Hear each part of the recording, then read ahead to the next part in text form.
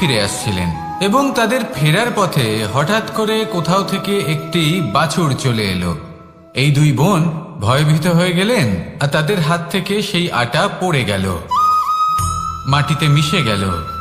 এবার এই পুরো ঘটনাক্রমে যদি কারোর বিন্দুমাত্র লাভ হয়ে থাকে, বিন্দুমাত্র আনন্দ পেয়ে থাকে, তাহলে সে কে? সেই ছোট বোন, যিনি মাঝে মাঝেই গমের দানা তুলছিলেন এবং খাচ্ছিলেন। কিছুটা হলেও উনি আনন্দ লাভ করেছিলেন। এবার এরকমই হলো আমাদের জীবনে ভক্তি এবং ভালোবাসা সংক্রান্ত বিষয়। মানুষ নিজের জীবনের দৈনিক কাজে এতটাই ব্যস্ত হয়ে পড়েন, প্রত্যেক দিন শুধু কাজ কাজ কাজ কাজ করতে থাকেন, আর তাতে ভক্তি এবং ভালোবাসার জন্য সময় বার করতেই পারেন না। দেখুন, জীবনে ভক্তি আর প্রেমের এই যে ছোট ছোট মুহূর্ত আছে, এগুলো যদি আপনি যাপন করতে পারেন তাহলে তাতেই আপনি তৃপ্তি লাভ করবেন। বাকি সবই আপনার ব্যর্থ বলেই মনে হবে। জীবনে যখনই আপনি কোনো কাজ করবেন, ঈশ্বরের প্রতি সমর্পিত হয়ে সেই কাজ করুন। আর যখনই সময় পাবেন, তাহলে সেই সময় নিজের আপনজনদের দিন। যাদের আপনি ভালোবাসেন তাদের প্রতি যত্নবান হন, তাদের শুভাকাঙ্ক্ষী হন। এই প্রেম আর ভক্তির ছোট ছোট মুহূর্তগুলো আপনার জীবনকে চরিতার্থ করে তুলবে। আসুন আমার সাথে ভালোবেসে বলুন, রাধা রাধা।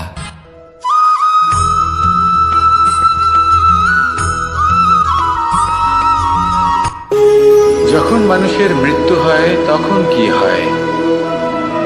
অনেক সংখ্যক মানুষ শোক পালন করতে চলে আসেন। যে ব্যক্তি মৃত্যু লাভ করেছেন তার অনেক বস্তু থাকে যেগুলো তার প্রিয়, যেগুলো তিনি ব্যবহার করেছেন। তার শয্যা, তার বস্ত্র, তার আভূষণ সবকিছু তার থেকে বিচ্ছিন্ন করা হয় এবং খালি হাতে তাকে শ্মশানের উদ্দেশ্যে রওনা করা হয়। আমি আপনাকে এই প্রশ্ন করতে চাই, আপনি এই সংসারে কি অর্জন করেছেন? ধন সম্পত্তি, বস্ত্র, আভূষণ, এই সব কিছু যে আপনি অর্জন করেছেন, আপনার মৃত্যুর পরে তা আপনার থেকে দূর হয়ে যাবে। এর উত্তর হলো একটাই, আপনার কর্ম। শুধু সেটাই আছে যা একান্ত আপনার, আর শুধু সেটাই এই সংসার থেকে চলে যাওয়ার পরেও সংসারেই জীবিত থাকবে।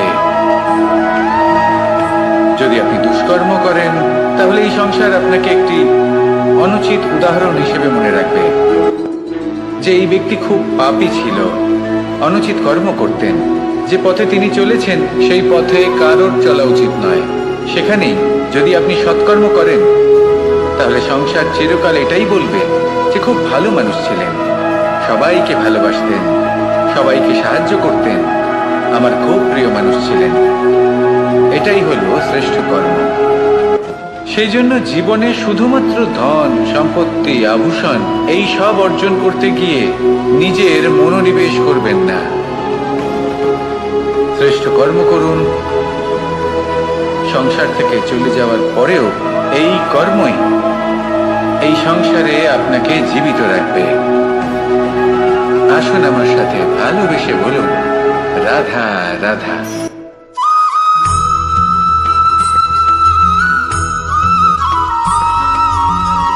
পুরুষার্থ। শাস্ত্রে 4 ধরনের পুরুষার্থের কথা বলা হয়েছে। প্রথম হলো ধর্ম। আপনি কি জানেন এই ধর্ম আসলে কি? আপনার কি মনে হয় ধর্ম আসলে কি? কোনো বিশেষ ঈশ্বরকে মানাই কি ধর্ম বলা হয়? নাকি কোনো বিশেষ রীতি পালন করাই হলো ধর্ম? নাকি কোনো বিশেষ সাহিত্যকে সর্বশ্রেষ্ঠ মনে করাই হলো ধর্ম? না, ধর্ম হলো সেটা যাকে ধারণ করা যেতে পারে। আর ধারণ শুধু সেটাই করা যায় যা পবিত্র। পবিত্র শুধু তাকেই বলা হয় যা নিঃস্বার্থ, যার মধ্যে শাসন করার কোনো ইচ্ছে নেই, যা সরলভাবেই প্রবাহমান, জল এবং বায়ুর মতো। যখন কোনো ব্যক্তি ধর্মকে ধারণ করেন এবং সেই ধর্ম সেই ব্যক্তিকে রক্ষা করে, তখন তাকে ধর্ম বলা হয়। ধর্ম যা রক্ষা করে অহংকার থেকে, খারাপ চিন্তার হাত থেকে। সেই জন্য পুরুষার্থ গড়ে তোলার আগে, ধর্ম পালন করার আগে ধর্মের প্রকৃত অর্থ কি সেটা বুঝে নিন। এটা জেনে রাখুন যে সমস্ত ধর্মের আধার, সমস্ত ধর্মের ভিত শুধুমাত্র ভালোবাসা। আসুন আর এই ভালোবাসার সাথেই বলুন রাধা রাধা।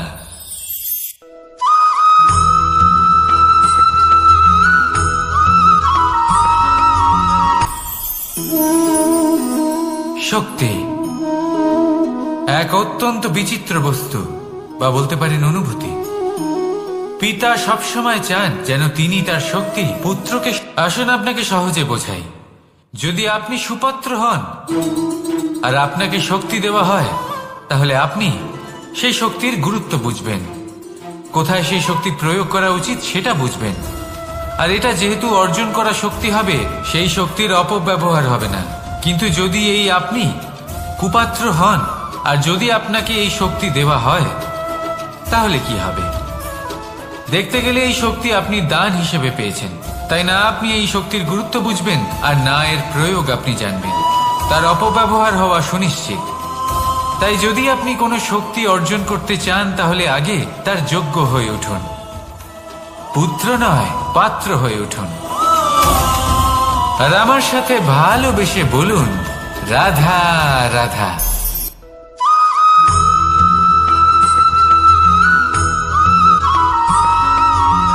কথায় আছে যে এমন কোনো অক্ষর নেই যার দ্বারা কোনো মন্ত্র হয় না, এমন কোনো বনস্পতি নেই যা নিজেই একটা ঔষধি নয়, পৃথিবীর এমন কোনো ব্যক্তি নেই যার মধ্যে কোনো যোগ্যতা থাকে না।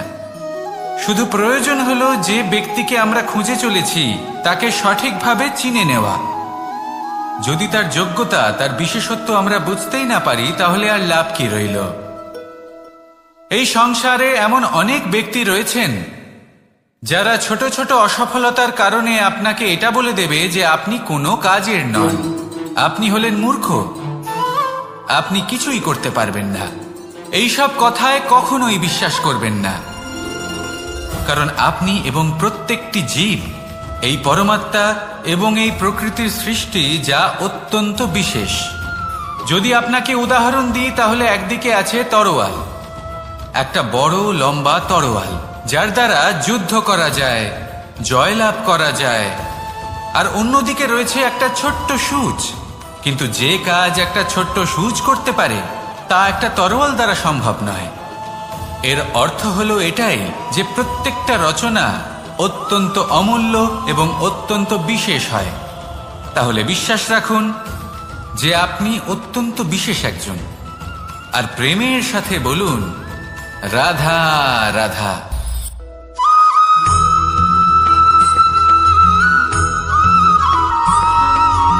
মানুষের একটি সমস্যা আছে যে মানুষ সাফল্যকে মাপতে থাকেন, লক্ষ্যপ্রাপ্তিকে মাপতে থাকেন এবং তার তুলনা করতে থাকেন যে ও এত কিছু পেল আর আমি পেলাম না,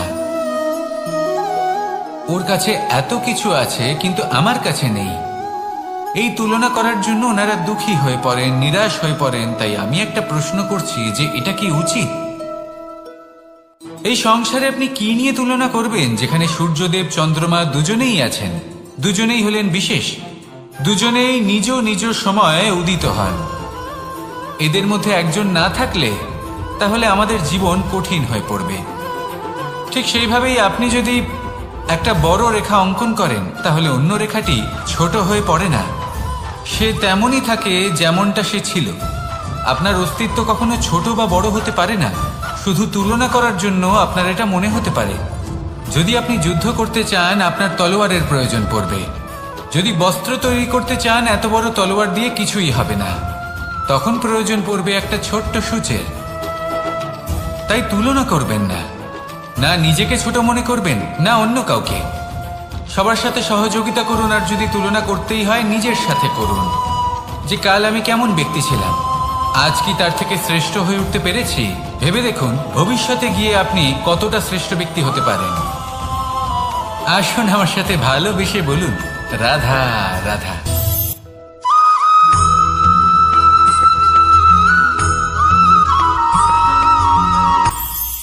এটা হলো ধান গাছ।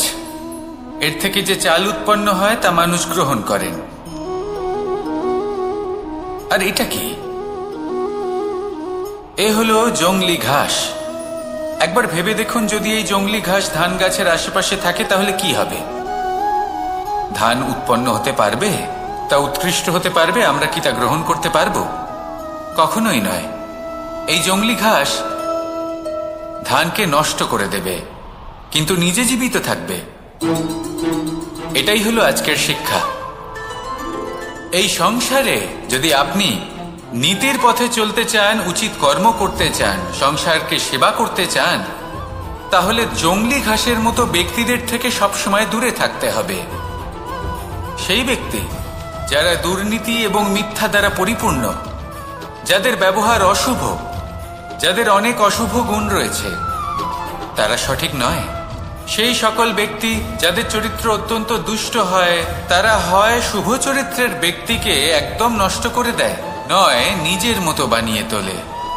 তাই যদি আপনি নীতির পথে চলতে চান, এই সংসারের জন্য শুভ কর্ম করতে চান, তাহলে সেই সঙ্গ লাভ করুন যে সঙ্গ জ্ঞানে পরিপূর্ণ, যাদের মধ্যে অনেক গুণ আছে, যাদের থেকে প্রতিদিন কিছু শিখতে পারবেন।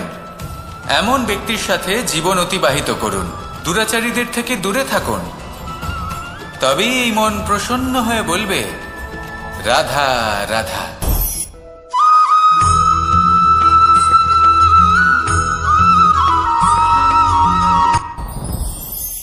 সাথী। সাথী এই শব্দটির ব্যাখ্যা কে কিভাবে করে? মিত্র, সখা, বন্ধু। কিন্তু অর্থ একটাই, তিনি যিনি আপনার সঙ্গী হন আর তিনি যার সাথী আপনি হন। এবার সব থেকে বড় প্রশ্ন হলো এটাই যে তিনি কে হতে পারেন যাকে আপনি আপনার সাথী বলে মেনে নিতে পারেন, নিজের সখা, নিজের মিত্র, নিজের বন্ধু মেনে নিতে পারেন। আপনার সাথী হলেন তিনি যিনি দুঃখের সময় আপনার পাশে থাকবেন, আপনার হাত ধরে থাকবেন। আপনার সাথী হলেন তিনি যার হাত আপনি নিজের সুখের দিনে ধরে থাকবেন। সেই সাথীরই হাত ধরুন যিনি দুঃখে সবসময় আপনাকে সাহায্য করার জন্য তৎপর হয়ে থাকেন, আপনার পাশে থাকেন, আর যাকে সুখের দিনে আপনি আপনার সাথে রাখতে পারেন। আর যখন আপনার সাথে আপনার এই সাথী থাকবে, তখন আপনি এটা বুঝবেন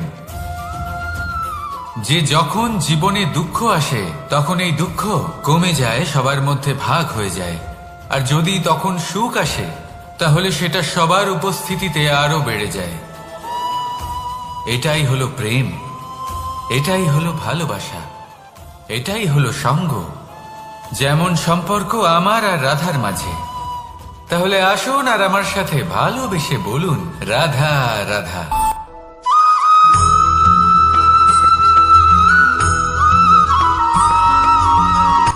কথায় আছে, অন্ধকারে প্রদীপ প্রজ্বলিত করলে চতুর্দিক আলোকিত হয়।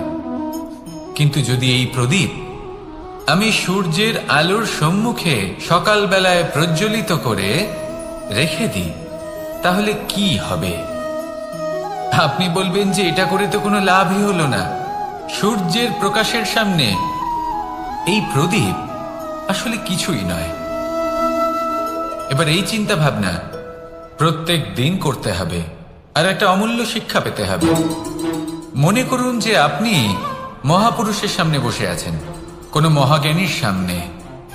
তাহলে সেই ব্যক্তির সামনে নিজের জ্ঞানের প্রদীপ প্রজ্বলিত করবেন না, নীরব থাকুন। আর সেই ব্যক্তির সূর্যের প্রকাশের মতো জ্ঞান প্রাপ্ত করুন। যতটা পারবেন জ্ঞান লাভ করুন। যদি এমন কোনো সময়, এমন কোনো স্থানে আপনি আছেন যেখানে চতুর্দিক অন্ধকার, কারোর কাছেই জ্ঞান নেই, সেখানে নিজের জ্ঞানের প্রদীপ প্রজ্বলিত করুন। এমন করলে দুদিক থেকেই আপনার লাভ হবে। আপনার জ্ঞান প্রাপ্তিও হবে, আর জ্ঞানের সঠিক প্রয়োগও করতে পারবেন। আর এই মন প্রসন্ন হয়ে বলবে, রাধা রাধা।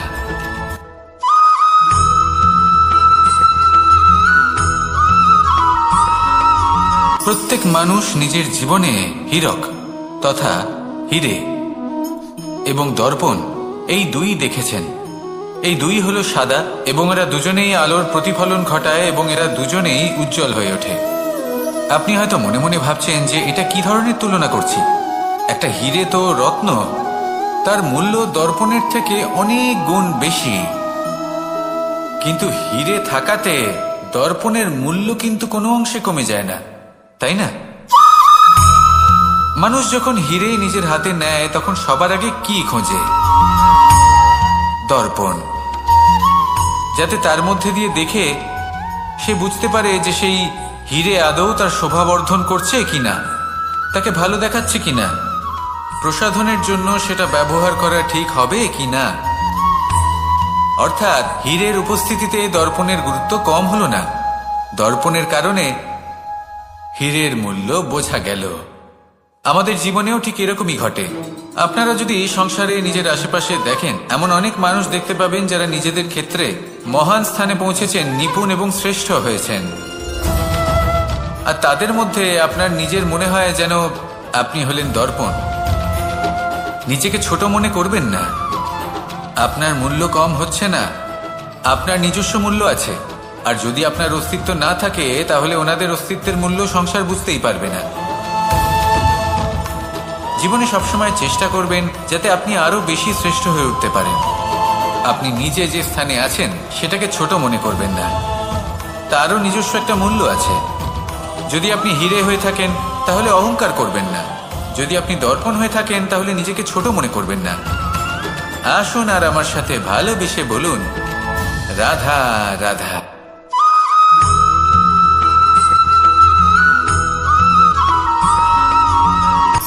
শক্তি, শক্তি অর্জন করা এতটা কঠিন নয় যতটা শক্তি লাভ করার পরে সেই শক্তি সামলানো কঠিন হয়। কারণ যেই মানুষ শক্তি লাভ করে তার মনে গর্ববোধ জন্মায়, জন্মায় অহংকার, জন্মায় জেদ। তাই শক্তি প্রাপ্ত করার সাথে বিনম্র থাকাও অত্যন্ত আবশ্যক। আর এটা আমাদের শেখা উচিত বৃক্ষের থেকে।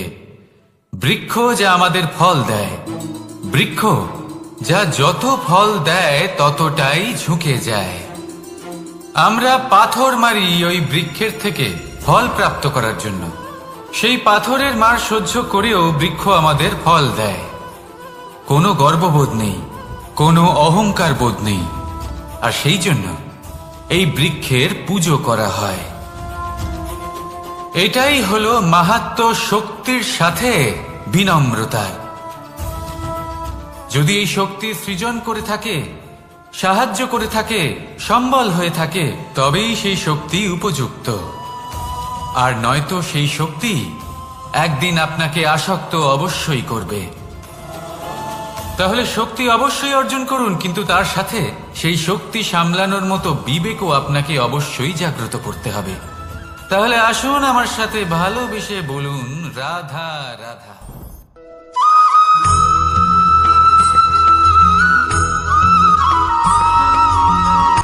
কথায় আছে, অন্ধকারে প্রদীপ প্রজ্বলিত করলে চতুর্দিক আলোকিত হয়।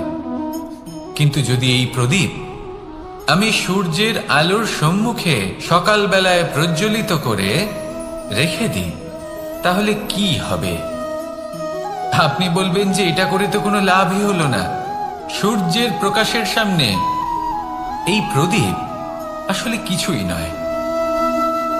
এবার এই চিন্তা ভাবনা প্রত্যেক দিন করতে হবে, আর একটা অমূল্য শিক্ষা পেতে হবে। মনে করুন যে আপনি মহাপুরুষের সামনে বসে আছেন, কোনো মহাজ্ঞানীর সামনে। তাহলে সেই ব্যক্তির সামনে নিজের জ্ঞানের প্রদীপ প্রজ্বলিত করবেন না, নীরব থাকুন। আর সেই ব্যক্তির সূর্যের প্রকাশের মতো জ্ঞান প্রাপ্ত করুন। যতটা পারবেন জ্ঞান লাভ করুন। যদি এমন কোনো সময়, এমন কোনো স্থানে আপনি আছেন যেখানে চতুর্দিক অন্ধকার, কারোর কাছেই জ্ঞান নেই, সেখানে নিজের জ্ঞানের প্রদীপ প্রজ্বলিত করুন। এমন করলে দুদিক থেকেই আপনার লাভ হবে। আপনার জ্ঞান প্রাপ্তিও হবে, আর জ্ঞানের সঠিক প্রয়োগও করতে পারবেন। আর এই মন প্রসন্ন হয়ে বলবে, রাধা রাধা।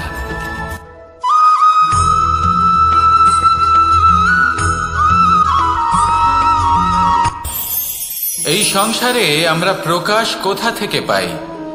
এর উত্তর বড়ই সরল। ভোরে যখন সূর্যোদয় হয় তখন প্রকাশের কিরণ আমাদের ঘরে এসে পৌঁছয়। এইভাবেই আমরা প্রকাশ লাভ করি। এবার এই প্রকাশের আলোতেই আমরা সারাদিনের কাজ সম্পন্ন করি। সন্ধে হয়ে যায়, সূর্যাস্তও হয়ে যায়।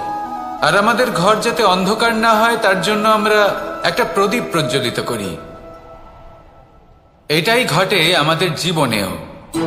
এবার প্রবাহমান আয়ুর সাথে আমরা আমাদের অন্তরে যদি একটা প্রদীপ প্রজ্বলিত করে নিই, তাহলে বিষয়টাই অন্যরকম হবে। এবার আপনি বলবেন কোন প্রকাশের কথা বলছি যা আমাদের অন্তরে জাগ্রত করা সম্ভব? আমাদের আত্মার মাঝে প্রেমের প্রকাশ জাগ্রত করার কথা বলছি। কারণ আমাদের এই জীবন এও হলো দিনের আলোর মতো। আজ প্রকাশ আছে, কিন্তু কোনোদিন অবশ্যই অস্ত হবে। কিন্তু অস্ত হবার আগে যদি আমরা আমাদের আত্মার মাঝে প্রেমের এই প্রকাশ উজ্জ্বলিত করে নিই, তাহলে আমাদের সন্ধ্যাকালও আমরা আনন্দে এবং প্রেমে যাপন করব। তাহলে আসুন আর আমার সাথে ভালোবেসে বলুন, রাধা রাধা।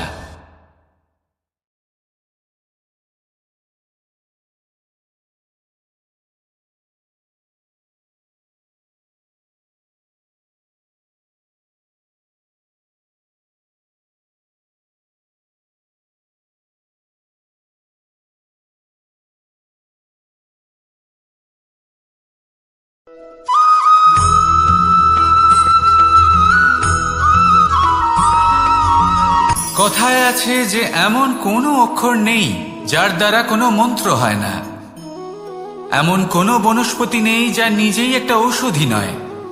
পৃথিবীর এমন কোনো ব্যক্তি নেই যার মধ্যে কোনো যোগ্যতা থাকে না। শুধু প্রয়োজন হলো যে ব্যক্তিকে আমরা খুঁজে চলেছি তাকে সঠিকভাবে চিনে নেওয়া। যদি তার যোগ্যতা, তার বিশেষত্ব আমরা বুঝতেই না পারি, তাহলে আর লাভ কি রইল? এই সংসারে এমন অনেক ব্যক্তি রয়েছেন যারা ছোট ছোট অসফলতার কারণে আপনাকে এটা বলে দেবে যে আপনি কোনো কাজের নন, আপনি হলেন মূর্খ, আপনি কিছুই করতে পারবেন না। এইসব কথায় কখনোই বিশ্বাস করবেন না। কারণ আপনি এবং প্রত্যেকটি জীব এই পরমাত্মা এবং এই প্রকৃতির সৃষ্টি, যা অত্যন্ত বিশেষ। যদি আপনাকে উদাহরণ দিই, তাহলে একদিকে আছে তরোয়াল, একটা বড় লম্বা তরোয়াল যার দ্বারা যুদ্ধ করা যায়, জয়লাভ করা যায়। আর অন্যদিকে রয়েছে একটা ছোট্ট সূচ। কিন্তু যে কাজ একটা ছোট্ট সূচ করতে পারে তা একটা তরোয়াল দ্বারা সম্ভব নয়। এর অর্থ হলো এটাই যে প্রত্যেকটা রচনা অত্যন্ত অমূল্য এবং অত্যন্ত বিশেষ হয়। তাহলে বিশ্বাস রাখুন যে আপনি অত্যন্ত বিশেষ একজন। আর প্রেমের সাথে বলুন, রাধা রাধা।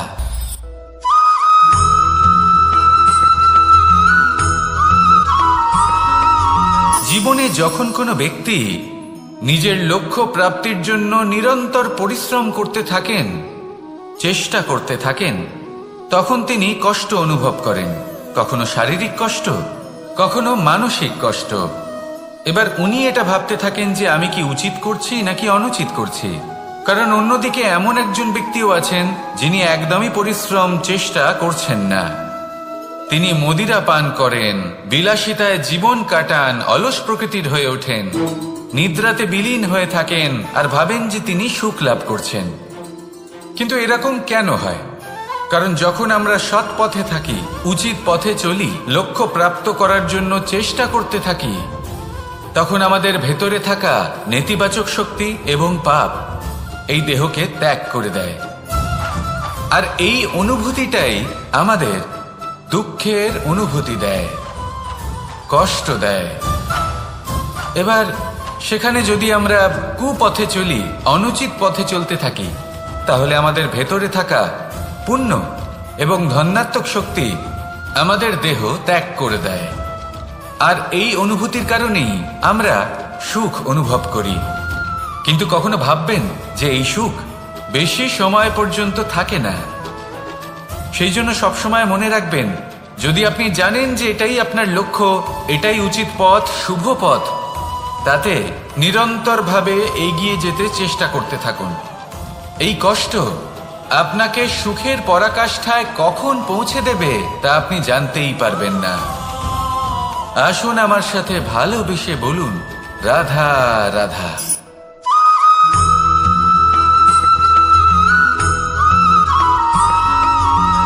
এই দড়িটা দেখুন, ছোট ছোট রেশম দ্বারা তৈরি, এটা সরু সুতো দ্বারা তৈরি হয়েছে এটা, আর এ অত্যন্ত কোমলও বটে। আর আপনি চাইলে এটা সোজাও করে দিতে পারেন, আর চাইলে এটা বেঁকিয়েও দিতে পারেন, আর যদি চান তাহলে এটা গোল গোল করে বেঁধে কোথাও রেখেও দিতে পারেন। এবার এই কোমল দড়ি যদি কোনো নিষ্ঠুর কঠিন পাথরে বারংবার জড়িয়ে দেওয়া হয়, তাহলেও তাকেও কাটতে পারে, নিজের ছাপ ছেড়ে যেতে পারে, সেটার আকারও বদলে ফেলতে পারে। এবার এর কারণ কি? এর কারণ হলো অভ্যাস আর নিরন্তর প্রচেষ্টা। যদি আপনিও চেষ্টা করেন আর নিরন্তর কর্ম করে যান, তাহলে আপনার প্রারব্ধ পাথরের মতো কঠিনই হোক না কেন, তাতে ভাঙন ধরিয়েও আপনি নিজের লক্ষ্যে অবশ্যই পৌঁছতে পারবেন। একটা গুরুত্বপূর্ণ কথা মনে রাখবেন, সুকর্মের অভ্যাস আর নিরন্তর প্রয়াস, এই হলো সাফল্যের মন্ত্র। তাহলে জীবনে এই মন্ত্র আনুন আর আমার সাথে ভালোবেসে বলুন, রাধা রাধা।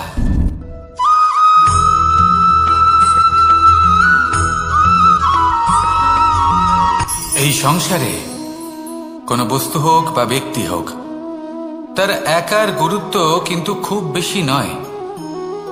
একটা উদাহরণ হিসেবে বৃষ্টির ফোঁটাকে ভেবে দেখুন। যদি একটি বৃষ্টির ফোঁটা হয় তাহলে তার খুব বেশি গুরুত্ব থাকে না, কিন্তু যখন সহস্র বৃষ্টির ফোঁটা মেঘের মধ্যে দিয়ে ঝরে পড়ে, তখন সেটা বর্ষার রূপ ধারণ করে। সেই বর্ষা যা এই প্রকৃতিকে শান্ত করে। সেইভাবেই পাথরের ছোট টুকরো, তার খুব বেশি গুরুত্ব থাকে না, কিন্তু যখন অসংখ্য পাথরের টুকরো একত্রিত হয় তখন তা পর্বতের আকার ধারণ করে। সেইভাবেই কিছু মানুষ যখন একত্রিত হন তখন তৈরি হয় পরিবার, কিছু পরিবার যখন একত্রিত হয় তখন তৈরি হয় সমাজ, যখন অনেক সংখ্যক সমাজ একত্রিত হয় তখন তৈরি হয় রাজ্য। এবার এই রাজ্যের সব থেকে গুরুত্বপূর্ণ ব্যক্তি হতে পারেন রাজা, কিন্তু তাও সেই রাজা একা কিছু করতে পারেন না। যুদ্ধ লড়ার সময় তারও নিজের সৈন্যদলকে প্রয়োজন পড়ে। কিন্তু এই সংসারে এমন একজন ব্যক্তি আছেন যিনি একাই সব কাজ করতে থাকেন, এবং সেই ব্যক্তি হলেন মা।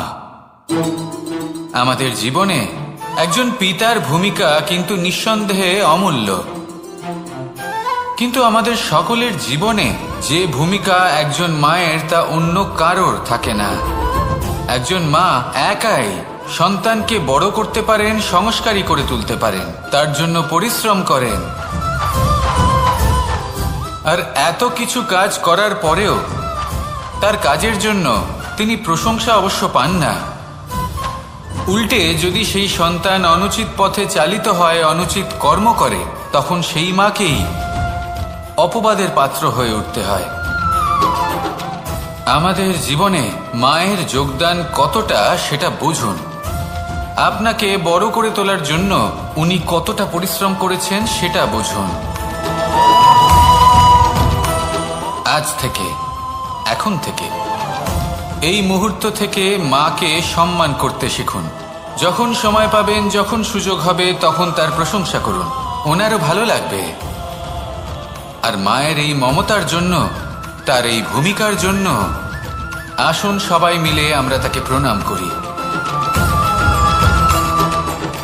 আর সকলে মিলে ভালোবেসে বলি, রাধা রাধা।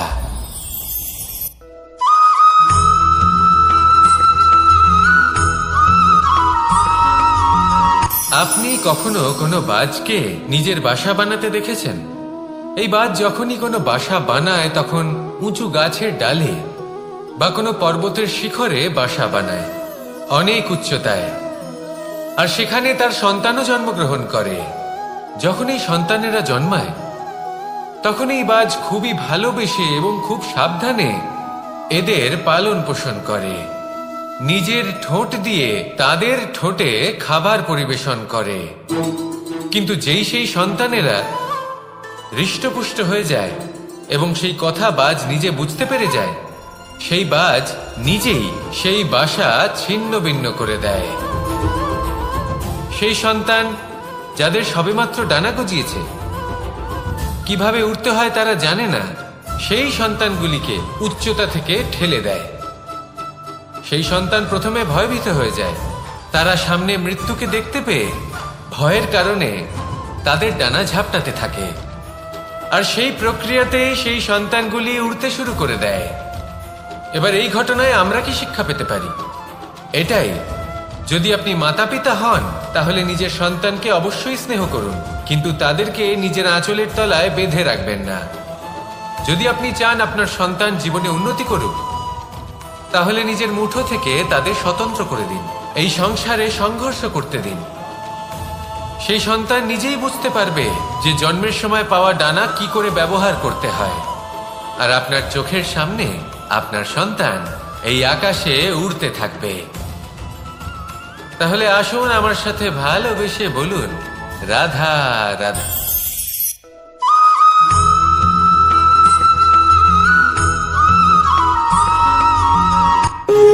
যখন মানুষের মৃত্যু হয় তখন কি হয়? অনেক সংখ্যক মানুষ শোক পালন করতে চলে আসেন। যে ব্যক্তি মৃত্যু লাভ করেছেন তার অনেক বস্তু থাকে যেগুলো তার প্রিয়, যেগুলো তিনি ব্যবহার করেছেন। তার শয্যা, তার বস্ত্র, তার আভূষণ সবকিছু তার থেকে বিচ্ছিন্ন করা হয় এবং খালি হাতে তাকে শ্মশানের উদ্দেশ্যে রওনা করা হয়। আমি আপনাকে এই প্রশ্ন করতে চাই, আপনি এই সংসারে কি অর্জন করেছেন? ধন সম্পত্তি, বস্ত্র, আভূষণ, এই সব কিছু যে আপনি অর্জন করেছেন, আপনার মৃত্যুর পরে তা আপনার থেকে দূর হয়ে যাবে। এর উত্তর হলো একটাই, আপনার কর্ম। শুধু সেটাই আছে যা একান্ত আপনার, আর শুধু সেটাই এই সংসার থেকে চলে যাওয়ার পরেও সংসারেই জীবিত থাকবে। যদি আপনি দুষ্কর্ম করেন তাহলে এই সংসার আপনাকে একটি অনুচিত উদাহরণ হিসেবে মনে রাখবে যে এই ব্যক্তি খুব পাপী ছিল, অনুচিত কর্ম করতেন। যে পথে তিনি চলেছেন সেই পথে কারোর চলা উচিত নয়। সেখানেই যদি আপনি সৎকর্ম করেন তাহলে সংসার চিরকাল এটাই বলবে যে খুব ভালো মানুষ ছিলেন, সবাইকে ভালোবাসতেন, সবাইকে সাহায্য করতেন, আমার খুব প্রিয় মানুষ ছিলেন। এটাই হলো শ্রেষ্ঠ কর্ম। সেই জন্য জীবনে শুধুমাত্র ধন সম্পত্তি, আভূষণ এই সব অর্জন করতে গিয়ে নিজের মনোনিবেশ করবেন না। শ্রেষ্ঠ কর্ম করুন। সংসার থেকে চলে যাওয়ার পরেও এই কর্মই এই সংসারে আপনাকে জীবিত রাখবে। আসুন আমার সাথে ভালোবেসে বলুন, রাধা রাধা।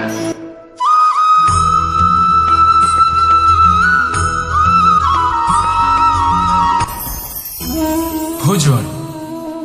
এবার ভোজন সংগ্রহ করার জন্য মানুষ কি না করেন, সব সময় চেষ্টা করতে থাকেন। ফসল উৎপাদনের জন্য অনেক পরিশ্রম করতে থাকেন, কিন্তু অনেক সময় অনেক পরিশ্রম করার পরেও ফসল ভালো উৎপাদন হয় না। এর কারণ কি? কারণ হলো এটাই যে আপনি পরিশ্রম হয়তো অনেক করেছেন, কিন্তু আপনার নজর তো সেই বীজের দিকে ছিলই না যা আপনি রোপণ করেছেন। সেই জন্য সব সময় কোনো বীজ রোপণ করার আগে তাকে পরখ করে দেখুন, তা অত্যন্ত আবশ্যক।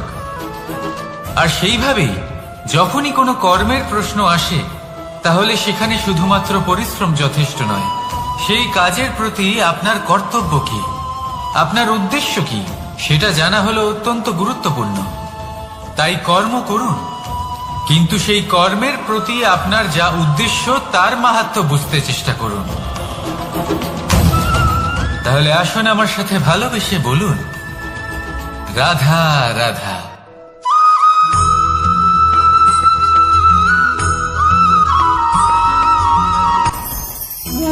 ভোজন। এবার ভোজন সংগ্রহ করার জন্য মানুষ কি না করেন, সব সময় চেষ্টা করতে থাকেন।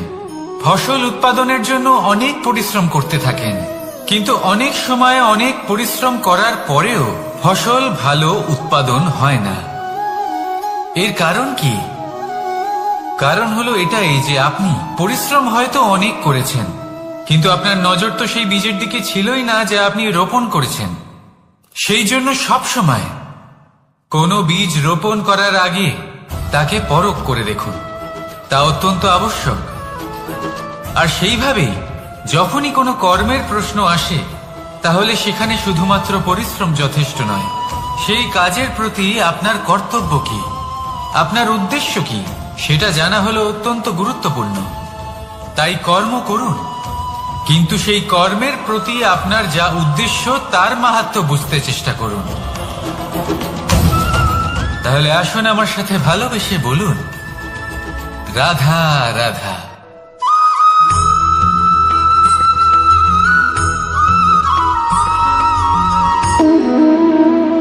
সম্পর্ক হলো আমাদের জীবনের একটি আধার। কিছু সম্পর্ক এমন যা আমরা জন্মসূত্রে লাভ করি, যেমন পরিবার, মা বাবা। কিছু সম্পর্ক আছে যা আমরা জীবনে অর্জন করে থাকি, তা সে প্রেমের হোক, স্নেহের হোক বা বন্ধুত্বের। এই সকল সম্পর্ক লাভ করার বা গড়ে তোলার 5টি ধাপ রয়েছে। প্রথম ধাপ, কোনো ব্যক্তির সাথে আলাপ হওয়া, তার সাথে কথা বলা বা তাকে দেখা। দ্বিতীয় ধাপ, সে ব্যক্তিকে আমাদের ভালো লাগা। তৃতীয় ধাপ, আমাদের এটা চাইতে শুরু করা যে জীবনে এই ব্যক্তি যেন আমাদের বন্ধু হন, আমাদের জীবনে থাকে, বা আমাদের কাউকে ভালোবেসে ফেলা আর এটা আমাদের ভাবা বা চাওয়া যে সেই ব্যক্তি যেন আজীবন আমার সাথে থাকেন, আমার জীবনে আমার সাথী হয়ে। চতুর্থ ধাপ, লাভ করা। এবার এই ধাপটি অনেক মানুষের পক্ষেই খুবই সরল হয়, বড়ই সরলভাবে নিজেদের সঙ্গীকে লাভ করে থাকে। কিছু মানুষের জন্য এই ধাপ অত্যন্ত কঠিন হয়ে থাকে। অনেক প্রতিকূল পরিস্থিতির উপর জয়লাভ করে তারা সঙ্গীকে লাভ করেন, কিন্তু লাভ অবশ্যই করেন। এরপরে আসে পঞ্চম, অন্তিম এবং সব থেকে গুরুত্বপূর্ণ ধাপ। সেটা হলো সেই সম্পর্ক পালন করা। এটা হলো এমন এক বিষয় যা প্রত্যেক মানুষের শেখা উচিত। যদি ব্যক্তি নিজের জীবনে সম্পর্ক রক্ষা করতে শিখে যান, তবে প্রত্যেক সম্পর্ক তার জীবনকে স্বর্গ করে তুলবে। আসুন আর আমার সাথে ভালোবেসে বলুন, রাধা রাধা।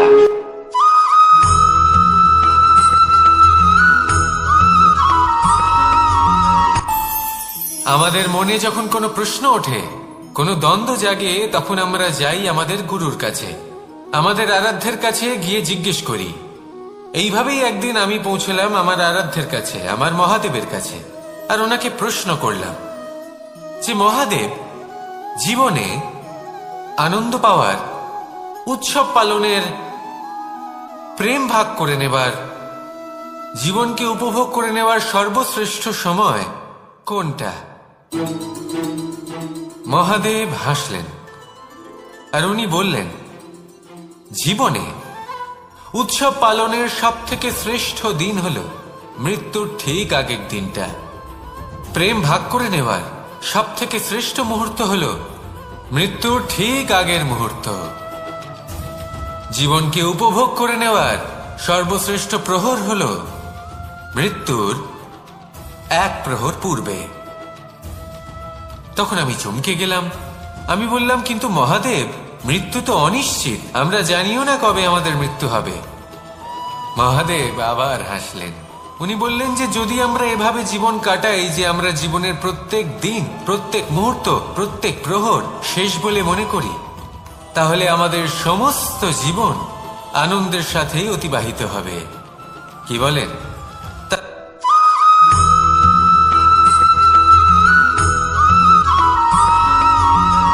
এই সংসারে কোনো বস্তু হোক বা ব্যক্তি হোক, তার একার গুরুত্ব কিন্তু খুব বেশি নয়। একটা উদাহরণ হিসেবে বৃষ্টির ফোঁটাকে ভেবে দেখুন। যদি একটি বৃষ্টির ফোঁটা হয় তাহলে তার খুব বেশি গুরুত্ব থাকে না, কিন্তু যখন সহস্র বৃষ্টির ফোঁটা মেঘের মধ্যে দিয়ে ঝরে পড়ে, তখন সেটা বর্ষার রূপ ধারণ করে। সেই বর্ষা যা এই প্রকৃতিকে শান্ত করে। সেইভাবেই পাথরের ছোট টুকরো, তার খুব বেশি গুরুত্ব থাকে না, কিন্তু যখন অসংখ্য পাথরের টুকরো একত্রিত হয় তখন তা পর্বতের আকার ধারণ করে। সেইভাবেই কিছু মানুষ যখন একত্রিত হন তখন তৈরি হয় পরিবার, কিছু পরিবার যখন একত্রিত হয় তখন তৈরি হয় সমাজ, যখন অনেক সংখ্যক সমাজ একত্রিত হয় তখন তৈরি হয় রাজ্য। এবার এই রাজ্যের সব থেকে গুরুত্বপূর্ণ ব্যক্তি হতে পারেন রাজা, কিন্তু তাও সেই রাজা একা কিছু করতে পারেন না। যুদ্ধ লড়ার সময় তারও নিজের সৈন্যদলকে প্রয়োজন পড়ে।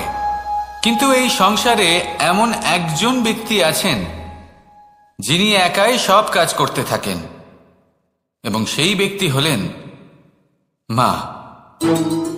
আমাদের জীবনে একজন পিতার ভূমিকা কিন্তু নিঃসন্দেহে অমূল্য, কিন্তু আমাদের সকলের জীবনে যে ভূমিকা একজন মায়ের তা অন্য কারোর থাকে না। একজন মা একাই সন্তানকে বড় করতে পারেন, সংস্কারী করে তুলতে পারেন, তার জন্য পরিশ্রম করেন। আর এত কিছু কাজ করার পরেও তার কাজের জন্য তিনি প্রশংসা অবশ্য পান না। উল্টে যদি সেই সন্তান অনুচিত পথে চালিত হয়, অনুচিত কর্ম করে, তখন সেই মাকেই অপবাদের পাত্র হয়ে উঠতে হয়। আমাদের জীবনে মায়ের যোগদান কতটা সেটা বুঝুন। আপনাকে বড় করে তোলার জন্য উনি কতটা পরিশ্রম করেছেন সেটা বুঝুন। আজ থেকে, এখন থেকে, এই মুহূর্ত থেকে মাকে সম্মান করতে শিখুন। যখন সময় পাবেন, যখন সুযোগ হবে, তখন তার প্রশংসা করুন, ওনারও ভালো লাগবে। আর মায়ের এই মমতার জন্য, তার এই ভূমিকার জন্য আসুন সবাই মিলে আমরা তাকে প্রণাম করি, আর সকলে মিলে ভালোবেসে বলি, রাধা রাধা।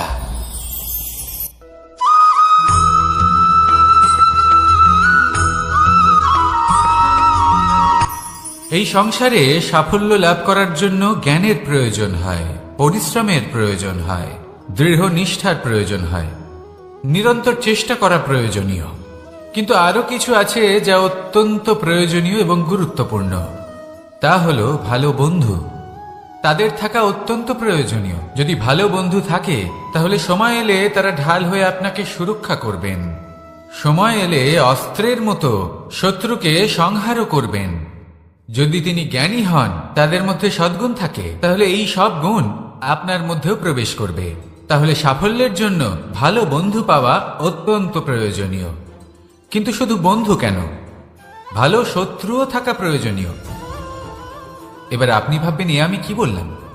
যদি আপনার জীবনেও ভালো অর্থাৎ শক্তিশালী শত্রু থাকে, তাহলে আপনিও শক্তিশালী হতে থাকবেন। এই শত্রু আপনাকে প্রেরিত করবে আরো বেশি শক্তিশালী হয়ে ওঠার। কখনো কোনো হরিণকে দেখুন, তীব্র গতিতে দৌড়তে থাকে। কেন তীব্র গতিতে দৌড়য়? এই কারণে নয় যে কোথাও তার জন্য মধুর ঘাস অপেক্ষা করে রয়েছে, না। সে এই কারণে তীব্র গতিতে দৌড়য় কারণ সেটা না করলে তার পেছনে একটি সিংহ আছে যে ওকে নিজের ভোজন করে ফেলবে। তাই জীবনে বিপদ, সংকট, এই সব কিছুও হলো অত্যন্ত গুরুত্বপূর্ণ। তার সম্মুখীন হতে শিখুন, আর আমার সাথে ভালোবেসে বলুন, রাধা রাধা।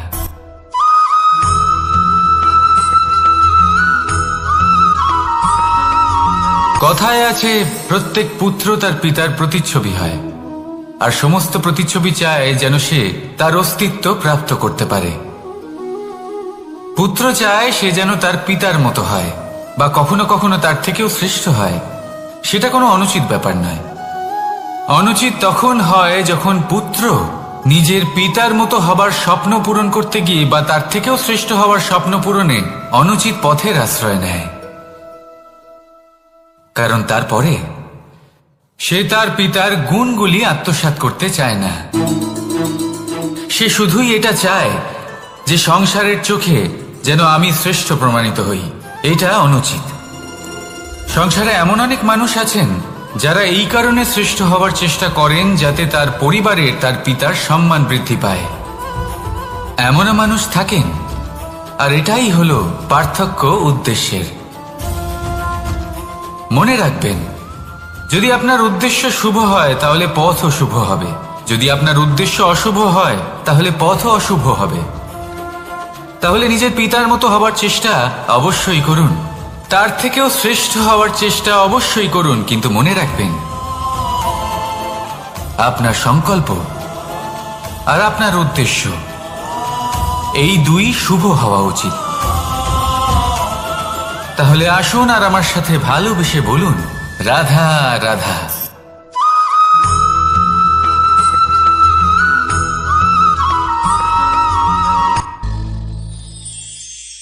শিশিরের বিন্দু পাতার ওপর পড়ে আর তার গায়ে লেগে থাকে।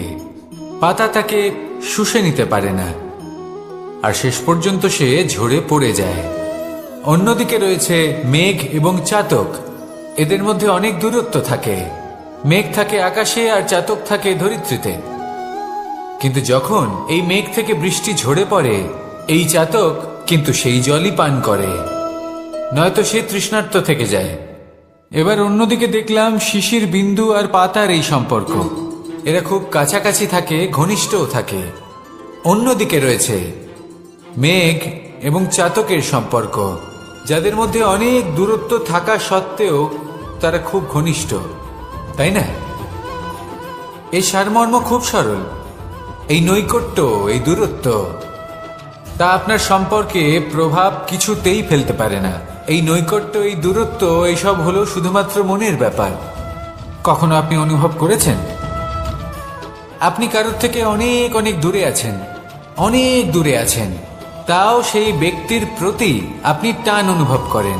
সেখানে আপনি কারোর সাথে প্রত্যেক দিন অতিবাহিত করেন, সমস্ত জীবন অতিবাহিত করেন, সব থেকে বেশি সময় তার সাথে অতিবাহিত করেন, তাও তার প্রতি সেই টান অনুভব করেন না। এই সংকেত হলো মনের দূরত্বের। তাহলে মনের এই দূরত্ব দূর করুন আর আমার সাথে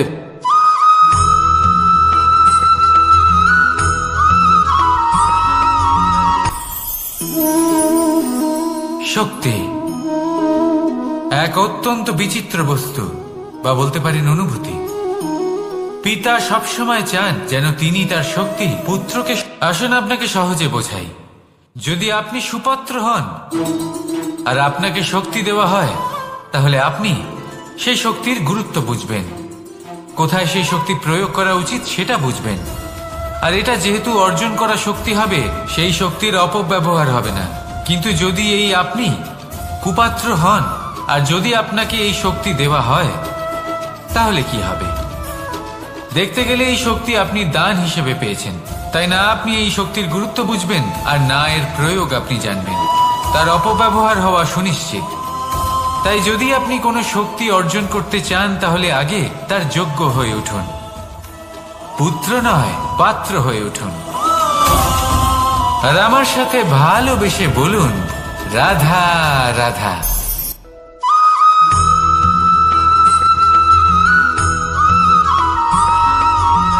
ভালো, শুধু ওনাদের কঠোর ব্যবহার দেখলে আমরা একটু ভয় পেয়ে যাই। এবার ওনাদের এই কঠোর ব্যবহার আমাদের ভালো না লাগলেও অত্যন্ত আবশ্যক, কারণ মাতার থেকে আমরা যে শক্তি লাভ করি তা যেন নিয়ন্ত্রণ হারিয়ে বিধ্বংসী না হয়ে ওঠে। আমরা যেন কোনো কুপথে না চলে যাই, আমরা কখনো যেন দোষ না করে ফেলি। শুধু সেই জন্য পিতা এবং গুরু একটু কঠোর হয়ে ওঠেন, এবং ওনাদের এই কঠোর আচরণ ভবিষ্যতে গিয়ে আমরা অবশ্যই বুঝতে পারি। জীবনে কিছু বছর আমরা এগিয়ে যাই আর তারপর আমরা বুঝতে পারি যে বাবা এবং গুরু আমাদের যথেষ্ট ভালোবাসতেন, কিন্তু ওনাদের ভালোবাসার বহিঃপ্রকাশ আলাদা। প্রয়োজনীয় হলো এটা দেখার, এটা বোঝার যে শুরু থেকে আমাদের প্রতি ওনাদের আচরণ কেমন ছিল। ওনাদের কঠোর হওয়ার পেছনে ওনাদের ভালোবাসাটা বোঝার চেষ্টা করুন, ওনাদের চিন্তাটা বোঝার চেষ্টা করুন, ওনাদের পথপ্রদর্শনের আড়ালে আপনার ভবিষ্যতের জন্য যে পরিকল্পনা ওনারা করেছেন সেটা বোঝার চেষ্টা করুন।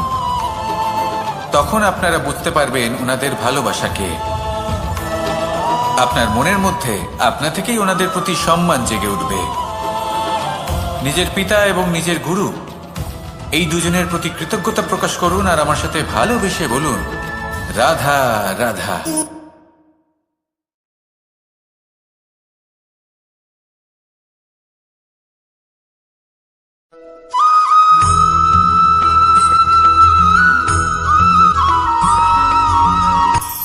কখনো কোনো বাগানের কোনো বৃক্ষকে দেখেছেন যেখানে সুগন্ধি ফুল থাকে, রসালো ফল থাকে?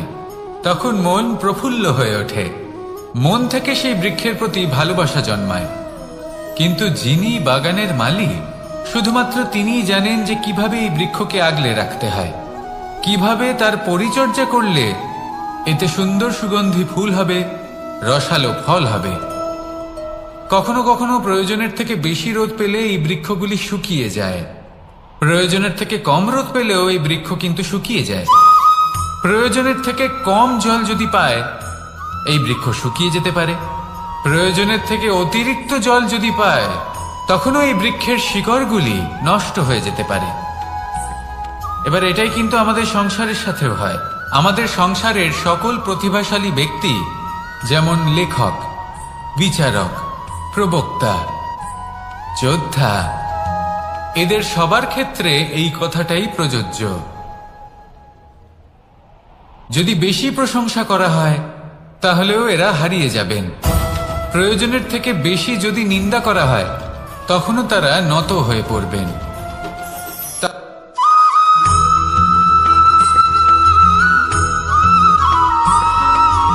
কথায় আছে, প্রত্যেক পুত্র তার পিতার প্রতিচ্ছবি হয়, আর সমস্ত প্রতিচ্ছবি চায় যেন সে তার অস্তিত্ব প্রাপ্ত করতে পারে। পুত্র চায় সে যেন তার পিতার মতো হয়, বা কখনো কখনো তার থেকেও শ্রেষ্ঠ হয়। সেটা কোনো অনুচিত ব্যাপার নয়। অনুচিত তখন হয় যখন পুত্র নিজের পিতার মতো হবার স্বপ্ন পূরণ করতে গিয়ে বা তার থেকেও শ্রেষ্ঠ হওয়ার স্বপ্ন পূরণে অনুচিত পথের আশ্রয় নেয়। কারণ তারপরে সে তার পিতার গুণগুলি আত্মসাৎ করতে চায় না। সে শুধুই এটা চায় যে সংসারের চোখে যেন আমি শ্রেষ্ঠ প্রমাণিত হই। এটা অনুচিত। সংসারে এমন অনেক মানুষ আছেন যারা এই কারণে শ্রেষ্ঠ হবার চেষ্টা করেন যাতে তার পরিবারের তার পিতার সম্মান বৃদ্ধি পায়। এমনও মানুষ থাকেন, আর এটাই হলো পার্থক্য উদ্দেশ্যের। মনে রাখবেন, যদি আপনার উদ্দেশ্য শুভ হয় তাহলে পথও শুভ হবে, যদি আপনার উদ্দেশ্য অশুভ হয় তাহলে পথও অশুভ হবে। তাহলে নিজের পিতার মতো হবার চেষ্টা অবশ্যই করুন, তার থেকেও শ্রেষ্ঠ হওয়ার চেষ্টা অবশ্যই করুন, কিন্তু মনে রাখবেন আপনার সংকল্প আর আপনার উদ্দেশ্য এই দুই শুভ হওয়া উচিত। তাহলে আসুন আর আমার সাথে ভালোবেসে বলুন, রাধা রাধা।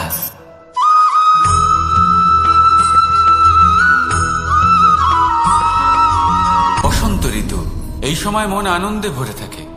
এমন মনে হয় যেন আমরা আকাশে বিচরণ করতে চলে যাই, কিন্তু সেটা তো সম্ভব নয়। সেই জন্য হয়তো আমরা ঘুড়ি ওড়াই, এই ঘুড়িকে নিজেদের প্রতিরূপ মনে করে। এবার অনেক মানুষ আছেন যারা ঘুড়ি ওড়ান, কিন্তু এই কর্মের সারমর্ম কি সেটা কজন বুঝতে পারেন? আপনি এটা মনে করুন যে আপনি হলেন সেই ঘুড়ি, আর এই সুতো যিনি ধরে রয়েছেন তিনি হলেন পরমাত্মা। আর এই সুতো যেখান থেকে শুরু হয় সেই লাটাই হলো আমাদের কর্মচক্র। এবার আপনি নিজেই অনুমান করুন যে এই উড়ান কার ওপর নির্ভরশীল, পরমাত্মার ওপর আর আপনার কর্মের ওপর। যদি পরমাত্মা আপনার হাত ধরে থাকেন, আপনার সাথে থাকেন, যদি আপনি শুভ কর্ম করতে থাকেন, আপনি এই আকাশে উড়তে থাকবেন। কিন্তু কোথাও কোথাও যদি পরমাত্মার সাথে এই বন্ধন ছিন্ন হয়, আপনার কর্মচক্র খারাপ হয়ে যায় বা থেমে যায়, তাহলে আপনার এই ঘুড়ি কেটে যাবে আর দূরে কোনো গাছের ডালে গিয়ে আটকে যাবে। তাই শুধুমাত্র ঘুড়ি ওড়াবেন না, তার থেকে শিখুন, পরমাত্মার সাহচর্যে থাকুন, সবসময় শুভ কর্ম করতে থাকুন আর সবসময় এই আকাশে উড়তে থাকুন। আসুন আর আমার সাথে ভালোবেসে বলুন, রাধা।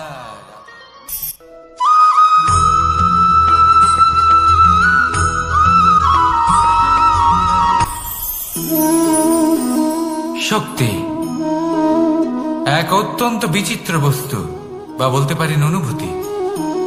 পিতা সবসময় চান যেন তিনি তার শক্তি পুত্রকে। আসুন আপনাকে সহজে বোঝাই। যদি আপনি সুপাত্র হন আর আপনাকে শক্তি দেওয়া হয়, তাহলে আপনি সেই শক্তির গুরুত্ব বুঝবেন, কোথায় সেই শক্তি প্রয়োগ করা উচিত সেটা বুঝবেন।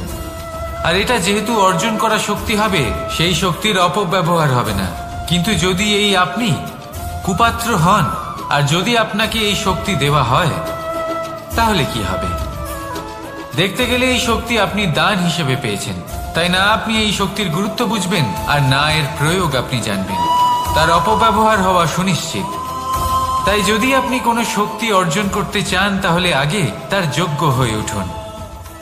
পুত্র নয়, পাত্র হয়ে উঠুন। আর আমার সাথে ভালোবেসে বলুন, রাধা রাধা।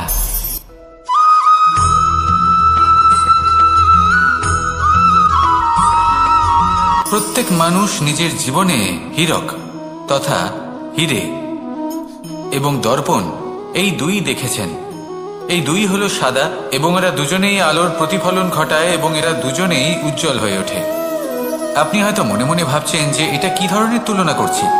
একটা হীরে তো রত্ন, তার মূল্য দর্পণের থেকে অনেক গুণ বেশি। কিন্তু হীরে থাকাতে দর্পণের মূল্য কিন্তু কোনো অংশে কমে যায় না, তাই না? মানুষ যখন হীরে নিজের হাতে নেয় তখন সবার আগে কি খোঁজে? দর্পণ, যাতে তার মধ্যে দিয়ে দেখে সে বুঝতে পারে যে সেই হীরে আদৌ তার শোভাবর্ধন করছে কিনা, তাকে ভালো দেখাচ্ছে কিনা, প্রসাধনের জন্য সেটা ব্যবহার করা ঠিক হবে কিনা। অর্থাৎ হীরের উপস্থিতিতে দর্পণের গুরুত্ব কম হলো না, দর্পণের কারণে হীরের মূল্য বোঝা গেল। আমাদের জীবনেও ঠিক এরকমই ঘটে। আপনারা যদি এই সংসারে নিজের আশেপাশে দেখেন, এমন অনেক মানুষ দেখতে পাবেন যারা নিজেদের ক্ষেত্রে মহান স্থানে পৌঁছেছেন, নিপুণ এবং শ্রেষ্ঠ হয়েছেন। আর তাদের মধ্যে আপনার নিজের মনে হয় যেন আপনি হলেন দর্পণ। নিজেকে ছোট মনে করবেন না। আপনার মূল্য কম হচ্ছে না, আপনার নিজস্ব মূল্য আছে। আর যদি আপনার অস্তিত্ব না থাকে, তাহলে ওনাদের অস্তিত্বের মূল্য সংসার বুঝতেই পারবে না। জীবনে সবসময় চেষ্টা করবেন যাতে আপনি আরো বেশি শ্রেষ্ঠ হয়ে উঠতে পারেন। আপনি নিজে যে স্থানে আছেন সেটাকে ছোট মনে করবেন না, তারও নিজস্ব একটা মূল্য আছে। যদি আপনি হীরে হয়ে থাকেন তাহলে অহংকার করবেন না, যদি আপনি দর্পণ হয়ে থাকেন তাহলে নিজেকে ছোট মনে করবেন না। আসুন আর আমার সাথে ভালোবেসে বলুন, রাধা রাধা।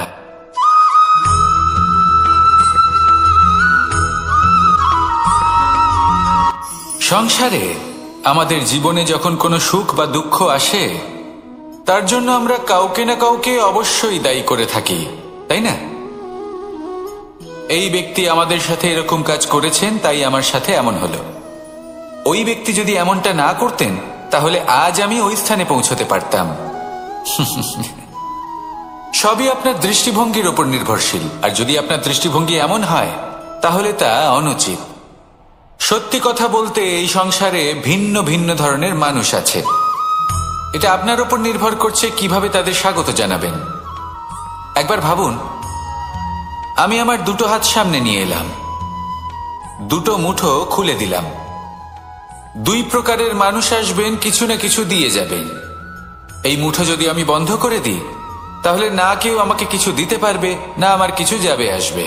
নিশ্চয়ই বুঝতে পারছেন এই দুই ধরনের ব্যক্তি কারা এবং তারা কি দিয়ে যান। আমি যদি নিজের মুঠো খুলে দিই, তাহলে কিছু ভালো মানুষ আসবেন, আমাকে আনন্দ, সন্তুষ্টি, জ্ঞান প্রদান করে যাবেন, ভালো অভিজ্ঞতা দিয়ে যাবেন। কোনো খারাপ ব্যক্তি যদি আসেন, তাহলে তিনিও খারাপ অভিজ্ঞতা দেবেন, যার থেকে আমি শিক্ষা লাভ করব। এই সব কিছু আমি লাভ করতে পারি। মুঠো যদি বন্ধ করে রাখি, তাহলে আমি কিছুই পাবো না। দেখুন, এই সংসারে প্রত্যেকের জীবনে এইরকম। প্রত্যেকের জীবনে সবকিছুই আছে, ভালো খারাপ দুই মানুষই আছে। ভালো অভিজ্ঞতা আছে, খারাপ অভিজ্ঞতা আছে। নির্ভর করছে আপনার উপর যে আপনি কি করবেন, এনাদের স্বাগত কিভাবে জানাবেন, কার থেকে কি বুঝবেন, কি শিখতে পারবেন, আর কোন দৃষ্টিভঙ্গি নিয়ে অগ্রসর হবেন। এটাই নির্ধারণ করবে যে আপনার জীবন কেমন হবে। আসুন আমার সাথে ভালোবেসে বলুন, রাধা রাধা।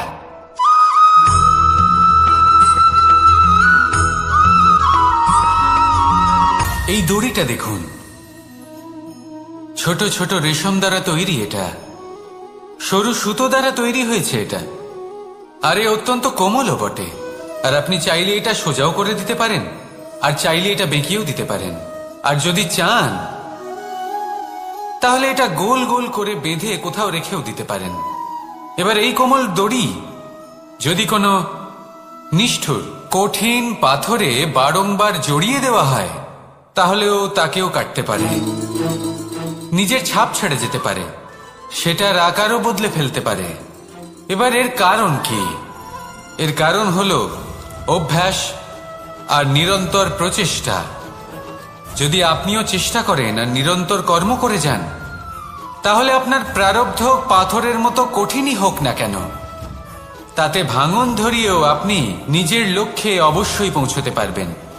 একটা গুরুত্বপূর্ণ কথা মনে রাখবেন, সুকর্মের অভ্যাস আর নিরন্তর প্রয়াস, এই হলো সাফল্যের মন্ত্র। তাহলে জীবনে এই মন্ত্র আনুন আর আমার সাথে ভালোবেসে বলুন, রাধা রাধা।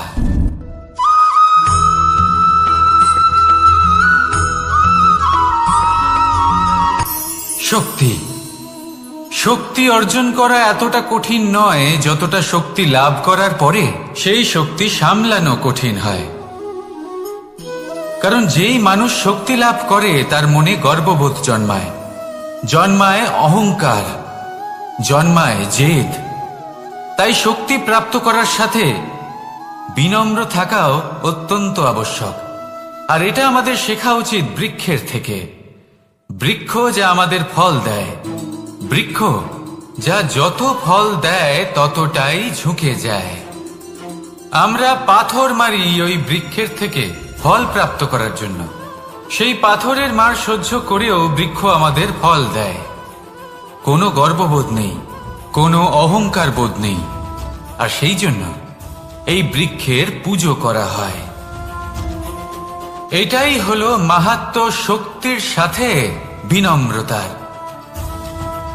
যদি এই শক্তি সৃজন করে থাকে, সাহায্য করে থাকে, সম্বল হয়ে থাকে, তবেই সেই শক্তি উপযুক্ত।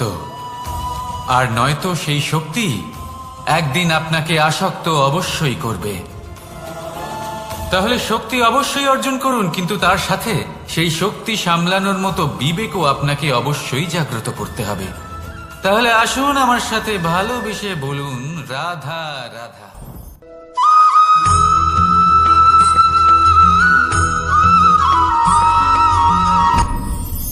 আপনি কি কখনো কোনো জলের ধারা দেখেছেন?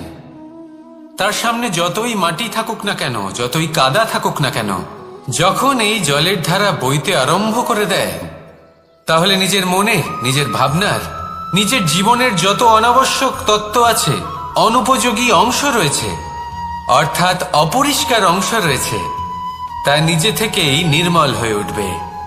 আর যেরকম জলের ধারা কখনো থেমে থাকে না, সব সময় বয়ে চলে, সেইভাবে আপনিও কখনোই থামবেন না।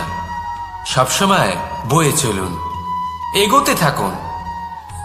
পথে যদি অনেক বিপদ আসে, সমস্যা আসে, থামবেন না, তার উপর নিরন্তর প্রহার করুন, নিরন্তর প্রয়াস করুন, আর অগ্রসর হন। আপনি ভেবে দেখুন, এই জলের ধারা কখনো থেমে থাকে না, সবসময় বয়ে চলে, বিপদের সম্মুখীন হয়ে তাকে সাথে বয়ে নিয়ে চলে। সেই জন্য জলের ধারা, প্রবাহমান এই ধারা, এর থেকে কখনো দুর্গন্ধ আসে না, এতে কখনো ময়লা জমতে পারে না, বরং পালিত হয় সুন্দর প্রাণবন্ত জীবজন্তু, যেমন সুন্দর ছোট মাছ। তাই আপনিও এটাই করুন, কখনো থামবেন না, শুধু চলতে থাকুন, জলের ধারার মতো বইতে থাকুন। আপনি আপনার লক্ষ্য অবশ্যই খুঁজে পাবেন, আর তার সাথে নিজের অন্তরের যে মালিন্য রয়েছে তা আপনি নিজেই নিজের থেকে দূরে করে দেবেন। তাহলে আসুন আর আমার সাথে ভালোবেসে বলুন, রাধা রাধা।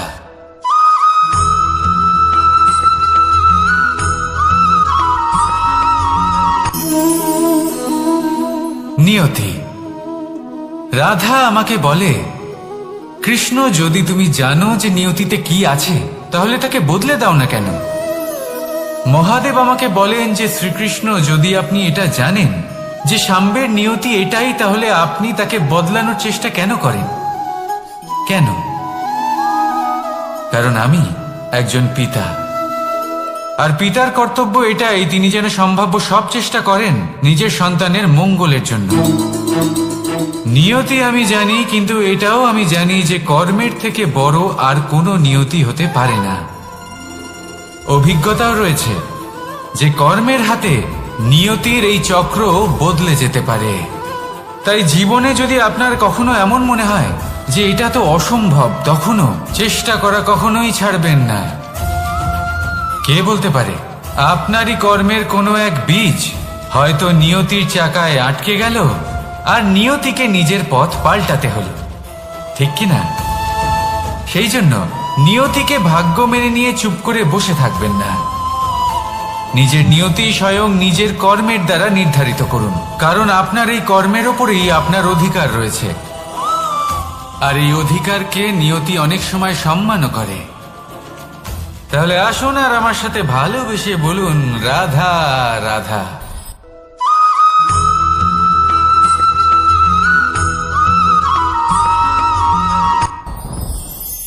সাথী। সাথী এই শব্দটির ব্যাখ্যা কে কিভাবে করে? মিত্র, সখা, বন্ধু। কিন্তু অর্থ একটাই, তিনি যিনি আপনার সঙ্গী হন আর তিনি যার সাথী আপনি হন। এবার সব থেকে বড় প্রশ্ন হলো এটাই যে তিনি কে হতে পারেন যাকে আপনি আপনার সাথী বলে মেনে নিতে পারেন, নিজের সখা, নিজের মিত্র, নিজের বন্ধু মেনে নিতে পারেন। আপনার সাথী হলেন তিনি যিনি দুঃখের সময় আপনার পাশে থাকবেন, আপনার হাত ধরে থাকবেন। আপনার সাথী হলেন তিনি যার হাত আপনি নিজের সুখের দিনে ধরে থাকবেন। সেই সাথীরই হাত ধরুন যিনি দুঃখে সবসময় আপনাকে সাহায্য করার জন্য তৎপর হয়ে থাকেন, আপনার পাশে থাকেন, আর যাকে সুখের দিনে আপনি আপনার সাথে রাখতে পারেন। আর যখন আপনার সাথে আপনার এই সাথী থাকবে, তখন আপনি এটা বুঝবেন যে যখন জীবনে দুঃখ আসে তখন এই দুঃখ কমে যায়, সবার মধ্যে ভাগ হয়ে যায়। আর যদি তখন সুখ আসে তাহলে সেটা সবার উপস্থিতিতে আরো বেড়ে যায়। এটাই হলো প্রেম, এটাই হলো ভালোবাসা, এটাই হলো সঙ্গ, যেমন সম্পর্ক আমার আর রাধার মাঝে। তাহলে আসুন আর আমার সাথে ভালোবেসে বলুন, রাধা রাধা।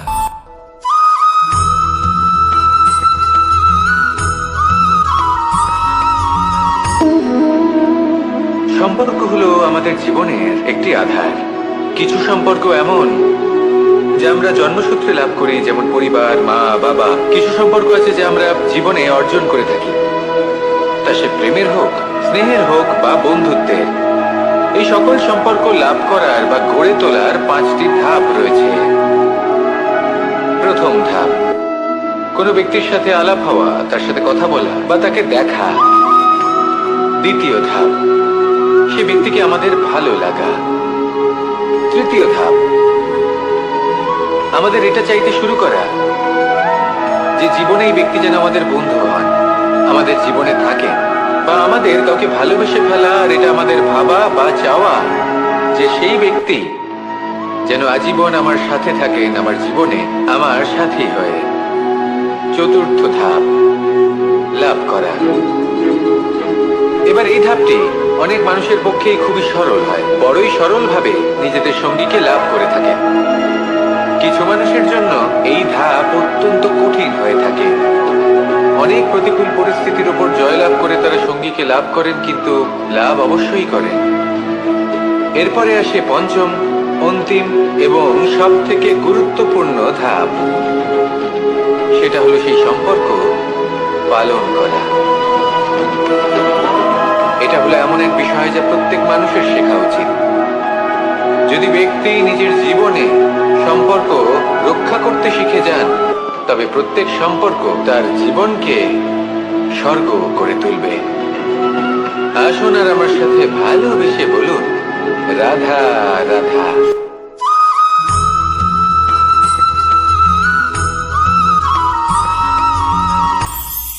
এটা হলো ধান গাছ। এর থেকে যে চাল উৎপন্ন হয় তা মানুষ গ্রহণ করেন। আর এটা কি? এ হলো জংলি ঘাস। একবার ভেবে দেখুন, যদি এই জংলি ঘাস ধান গাছের আশেপাশে থাকে তাহলে কি হবে? ধান উৎপন্ন হতে পারবে? তা উৎকৃষ্ট হতে পারবে? আমরা কি তা গ্রহণ করতে পারবো? কখনোই নয়। এই জংলি ঘাস ধানকে নষ্ট করে দেবে, কিন্তু নিজে জীবিত থাকবে। এটাই হলো আজকের শিক্ষা। এই সংসারে যদি আপনি নীতির পথে চলতে চান, উচিত কর্ম করতে চান, সংসারকে সেবা করতে চান, তাহলে জংলি ঘাসের মতো ব্যক্তিদের থেকে সবসময় দূরে থাকতে হবে। সেই ব্যক্তি যারা দুর্নীতি এবং মিথ্যা দ্বারা পরিপূর্ণ, যাদের ব্যবহার অশুভ, যাদের অনেক অশুভ গুণ রয়েছে, তারা সঠিক নয়। সেই সকল ব্যক্তি যাদের চরিত্র অত্যন্ত দুষ্ট হয়, তারা হয় শুভ চরিত্রের ব্যক্তিকে একদম নষ্ট করে দেয়, নয় নিজের মতো বানিয়ে তোলে। তাই যদি আপনি নীতির পথে চলতে চান, এই সংসারের জন্য শুভ কর্ম করতে চান, তাহলে সেই সঙ্গ লাভ করুন যে সঙ্গ জ্ঞানে পরিপূর্ণ, যাদের মধ্যে অনেক গুণ আছে, যাদের থেকে প্রতিদিন কিছু শিখতে পারবেন। এমন ব্যক্তির সাথে জীবন অতিবাহিত করুন। দুরাচারীদের থেকে দূরে থাকুন। তবেই এই মন প্রসন্ন হয়ে বলবে, রাধা রাধা।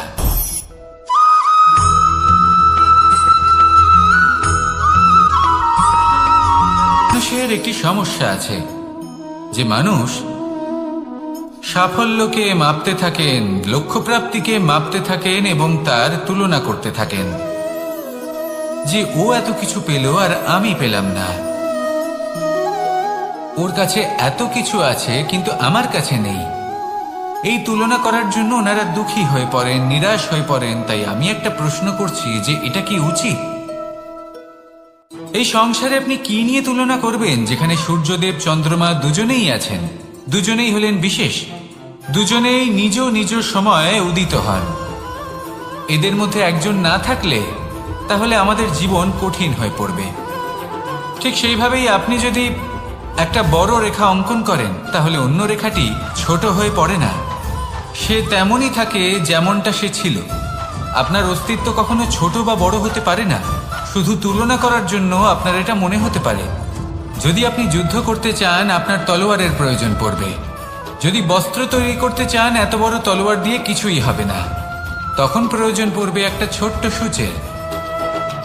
তাই তুলনা করবেন না, না নিজেকে ছোট মনে করবেন, না অন্য কাউকে। সবার সাথে সহযোগিতা করুন, আর যদি তুলনা করতেই হয় নিজের সাথে করুন, যে কাল আমি কেমন ব্যক্তি ছিলাম, আজ কি তার থেকে শ্রেষ্ঠ হয়ে উঠতে পেরেছি? ভেবে দেখুন ভবিষ্যতে গিয়ে আপনি কতটা শ্রেষ্ঠ ব্যক্তি হতে পারেন।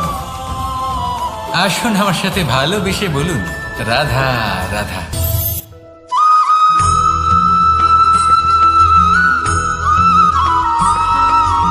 ফিরে আসছিলেন এবং তাদের ফেরার পথে হঠাৎ করে কোথাও থেকে একটি বাছুর চলে এলো।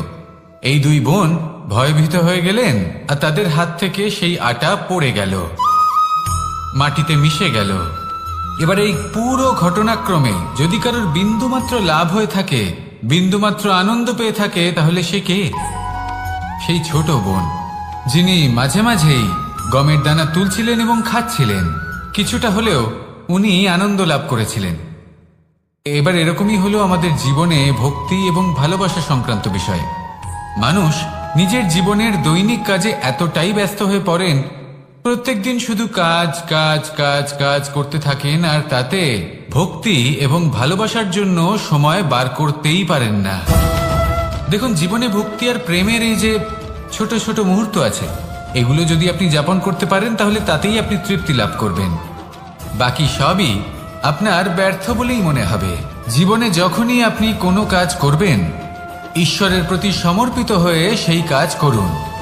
আর যখনই সময় পাবেন, তাহলে সেই সময় নিজের আপনজনদের দিন, যাদের আপনি ভালোবাসেন, তাদের প্রতি যত্নবান হন, তাদের শুভাকাঙ্ক্ষী হন।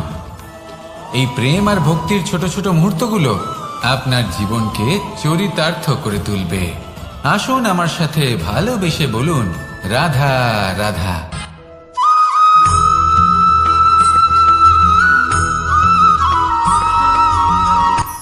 এই সংসারে সাফল্য লাভ করার জন্য জ্ঞানের প্রয়োজন হয়, পরিশ্রমের প্রয়োজন হয়, দৃঢ় নিষ্ঠার প্রয়োজন হয়। নিরন্তর চেষ্টা করা প্রয়োজনীয়। কিন্তু আরো কিছু আছে যা অত্যন্ত প্রয়োজনীয় এবং গুরুত্বপূর্ণ। তা হলো ভালো বন্ধু। তাদের থাকা অত্যন্ত প্রয়োজনীয়। যদি ভালো বন্ধু থাকে তাহলে সময় এলে তারা ঢাল হয়ে আপনাকে সুরক্ষা করবেন।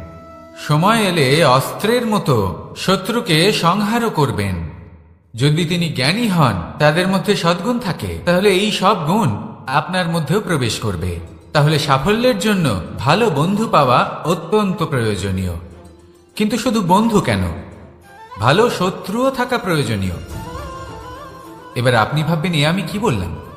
যদি আপনার জীবনেও ভালো অর্থাৎ শক্তিশালী শত্রু থাকে, তাহলে আপনিও শক্তিশালী হতে থাকবেন।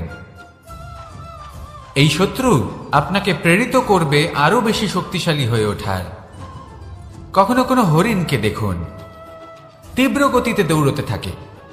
কেন তীব্র গতিতে দৌড়য়? এই কারণে নয় যে কোথাও তার জন্য মধুর ঘাস অপেক্ষা করে রয়েছে, না।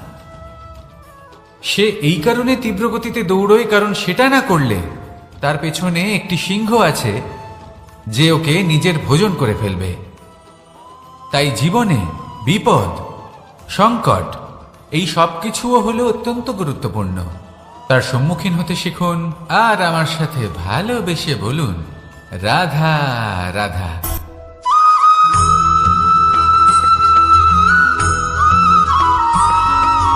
জীবনে অগ্রসর হওয়ার জন্য আমাদের কাকে প্রয়োজন হয়? মাতা পিতা, বন্ধু, প্রেম, সাহায্য, অর্থ, পরিশ্রম, আশা। ভিন্ন ভিন্ন মানুষ ভিন্ন ভিন্ন বিকল্প চয়ন করে। যদি আমি আপনাকে বলি তাহলে জয় আর পরাজয়ের মন্ত্র দুটো শব্দের উপর নির্ভর করে, মেনে নেওয়া আর দৃঢ় হওয়া। যদি মেনে নেন তাহলে হেরে যাবেন, যদি দৃঢ় হন তাহলে নিশ্চিত রূপে জয়ী হবেন। যদি কখনো আপনি ক্লান্ত হয়ে ওঠেন, আপনি দুঃখী হন, পুরোপুরি ভেঙে পড়েছেন, তখন মেনে নেবেন না যে আপনি ভেঙে পড়েছেন, নয়তো হেরে যাবেন। তখন উল্টে স্থির করবেন যে যাই হয়ে যাক না কেন, আমি জয়ী হবই।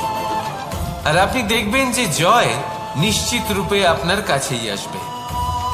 তাহলে এই কথা মনে রাখবেন আর আমার সাথে ভালোবেসে বলবেন, রাধা রাধা।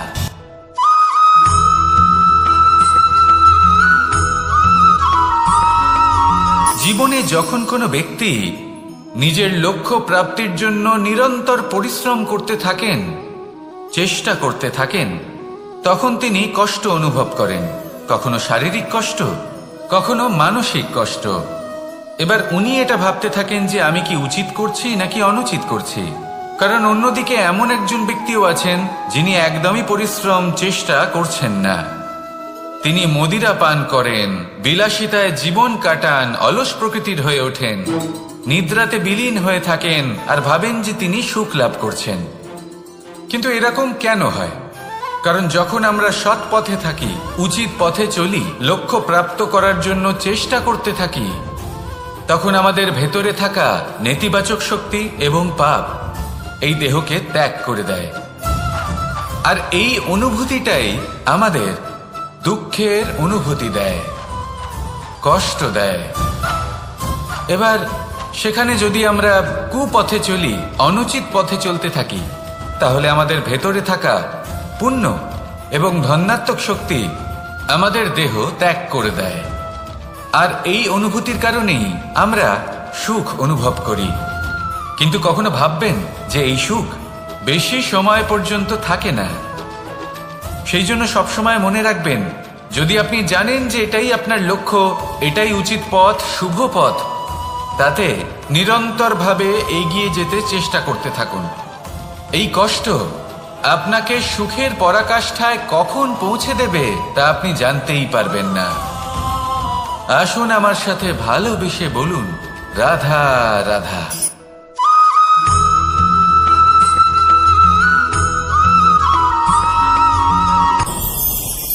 ভয়ের সাথে আমরা সবাই পরিচিত, কষ্ট আমরা সবাই পেয়েছি।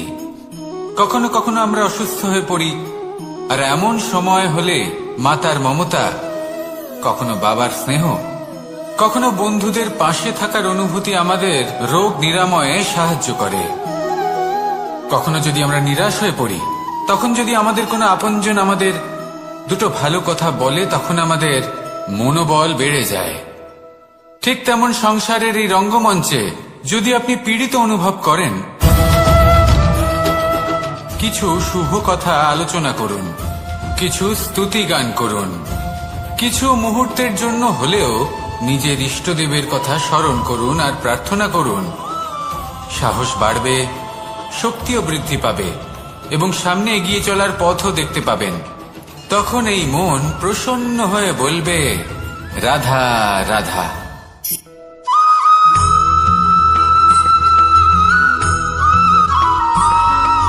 প্রত্যেক মানুষ নিজের জীবনে হীরক তথা হীরে এবং দর্পণ এই দুই দেখেছেন। এই দুই হলো সাদা এবং এরা দুজনেই আলোর প্রতিফলন ঘটায় এবং এরা দুজনেই উজ্জ্বল হয়ে ওঠে। আপনি হয়তো মনে মনে ভাবছেন যে এটা কি ধরনের তুলনা করছি। একটা হীরে তো রত্ন, তার মূল্য দর্পণের থেকে অনেক গুণ বেশি। কিন্তু হীরে থাকাতে দর্পণের মূল্য কিন্তু কোনো অংশে কমে যায় না, তাই না? মানুষ যখন হীরে নিজের হাতে নেয় তখন সবার আগে কি খোঁজে? দর্পণ, যাতে তার মধ্যে দিয়ে দেখে সে বুঝতে পারে যে সেই হীরে আদৌ তার শোভাবর্ধন করছে কিনা, তাকে ভালো দেখাচ্ছে কিনা, প্রসাধনের জন্য সেটা ব্যবহার করা ঠিক হবে কিনা। অর্থাৎ হীরের উপস্থিতিতে দর্পণের গুরুত্ব কম হলো না, দর্পণের কারণে হীরের মূল্য বোঝা গেল। আমাদের জীবনেও ঠিক এরকমই ঘটে। আপনারা যদি সংসারে নিজের আশেপাশে দেখেন, এমন অনেক মানুষ দেখতে পাবেন যারা নিজেদের ক্ষেত্রে মহান স্থানে পৌঁছেছেন, নিপুণ এবং শ্রেষ্ঠ হয়েছেন। আর তাদের মধ্যে আপনার নিজের মনে হয় যেন আপনি হলেন দর্পণ। নিজেকে ছোট মনে করবেন না। আপনার মূল্য কম হচ্ছে না, আপনার নিজস্ব মূল্য আছে। আর যদি আপনার অস্তিত্ব না থাকে, তাহলে ওনাদের অস্তিত্বের মূল্য সংসার বুঝতেই পারবে না। জীবনে সবসময় চেষ্টা করবেন যাতে আপনি আরো বেশি শ্রেষ্ঠ হয়ে উঠতে পারেন। আপনি নিজে যে স্থানে আছেন সেটাকে ছোট মনে করবেন না, তারও নিজস্ব একটা মূল্য আছে। যদি আপনি হীরে হয়ে থাকেন তাহলে অহংকার করবেন না, যদি আপনি দর্পণ হয়ে থাকেন তাহলে নিজেকে ছোট মনে করবেন না। আসুন আর আমার সাথে ভালোবেসে বলুন, রাধা রাধা।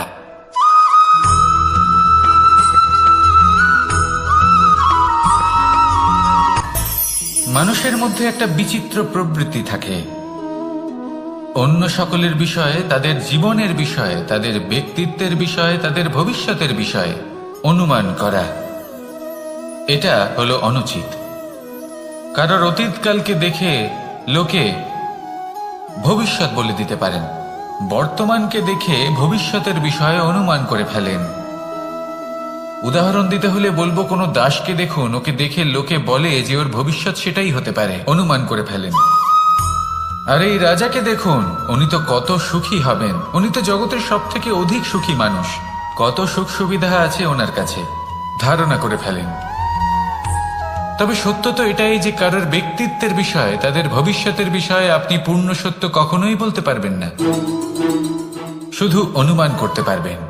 আর এই অনুমান করে সত্যি কোনো লাভ হয় না, কারণ এই কাল সেটা হলো অত্যন্ত শক্তিশালী। কালো থেকে কালোতর কয়লাকেও হীরেতে পরিণত করতে পারে, অনেক বড় বড় রাজাকেও বিদূষক বানিয়ে ফেলতে পারে এক মুহূর্তেই। তাহলে আপনি অনুমান করে কি লাভ? কি পেলেন অনুমান করে? সেই জন্য কারোর বিষয়ে কোনো অনুমান করবেন না, তার ভবিষ্যতের বিষয়ে অনুমান করতে যাবেন না, কারোর বিষয়ে কোনো ধারণা করে নেবেন না। কিছু করতে হলে ভালোবাসুন, সবার মধ্যে ভালোবাসা ছড়ান, সবার মধ্যে ধন্যাত্মক ভাব ছড়ান। এই মন প্রসন্ন হয়ে বলবে, রাধা রাধা।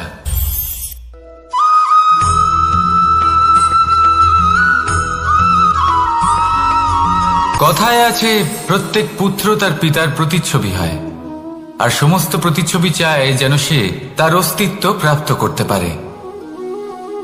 পুত্র চায় সে যেন তার পিতার মতো হয়, বা কখনো কখনো তার থেকেও শ্রেষ্ঠ হয়। সেটা কোনো অনুচিত ব্যাপার নয়। অনুচিত তখন হয় যখন পুত্র নিজের পিতার মতো হবার স্বপ্ন পূরণ করতে গিয়ে বা তার থেকেও শ্রেষ্ঠ হওয়ার স্বপ্ন পূরণে অনুচিত পথের আশ্রয় নেয়। কারণ তারপরে সে তার পিতার গুণগুলি আত্মসাৎ করতে চায় না। সে শুধুই এটা চায় যে সংসারের চোখে যেন আমি শ্রেষ্ঠ প্রমাণিত হই। এটা অনুচিত। সংসারে এমন অনেক মানুষ আছেন যারা এই কারণে শ্রেষ্ঠ হবার চেষ্টা করেন যাতে তার পরিবারের তার পিতার সম্মান বৃদ্ধি পায়। এমনও মানুষ থাকেন, আর এটাই হলো পার্থক্য উদ্দেশ্যের। মনে রাখবেন, যদি আপনার উদ্দেশ্য শুভ হয় তাহলে পথও শুভ হবে, যদি আপনার উদ্দেশ্য অশুভ হয় তাহলে পথও অশুভ হবে। তাহলে নিজের পিতার মতো হবার চেষ্টা অবশ্যই করুন, তার থেকেও শ্রেষ্ঠ হওয়ার চেষ্টা অবশ্যই করুন, কিন্তু মনে রাখবেন আপনার সংকল্প আর আপনার উদ্দেশ্য এই দুই শুভ হওয়া উচিত। তাহলে আসুন আর আমার সাথে ভালোবেসে বলুন, রাধা রাধা।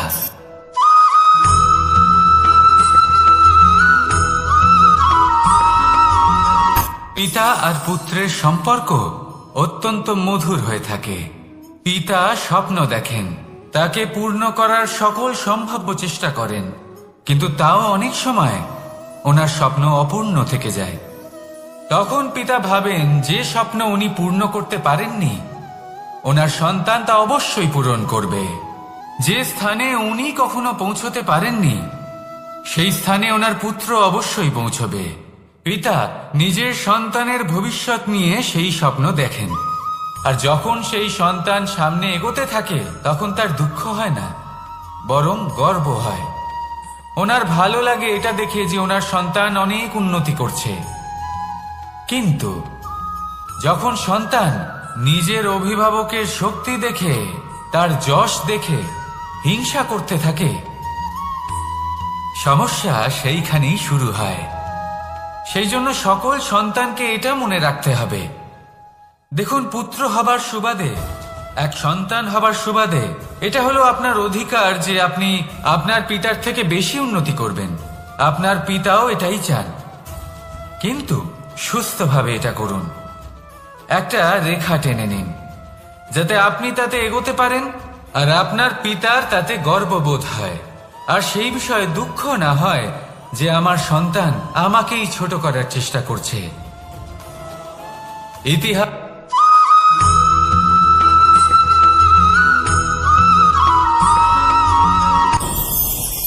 ভয়ের সাথে আমরা সবাই পরিচিত, কষ্টও আমরা সবাই পেয়েছি। কখনো কখনো আমরা অসুস্থ হয়ে পড়ি, আর এমন সময় হলে মাতার মমতা, কখনো বাবার স্নেহ, কখনো বন্ধুদের পাশে থাকার অনুভূতি আমাদের রোগ নিরাময়ে সাহায্য করে। কখনো যদি আমরা নিরাশ হয়ে পড়ি, তখন যদি আমাদের কোনো আপনজন আমাদের দুটো ভালো কথা বলে, তখন আমাদের মনোবল বেড়ে যায়। ঠিক তেমন সংসারের এই রঙ্গমঞ্চে যদি আপনি পীড়িত অনুভব করেন, কিছু শুভ কথা আলোচনা করুন, কিছু স্তুতি গান করুন, কিছু মুহূর্তের জন্য হলেও নিজের ইষ্টদেবের কথা স্মরণ করুন আর প্রার্থনা করুন। সাহস বাড়বে, শক্তিও বৃদ্ধি পাবে এবং সামনে এগিয়ে চলার পথও দেখতে পাবেন। তখন এই মন প্রসন্ন হয়ে বলবে, রাধা রাধা।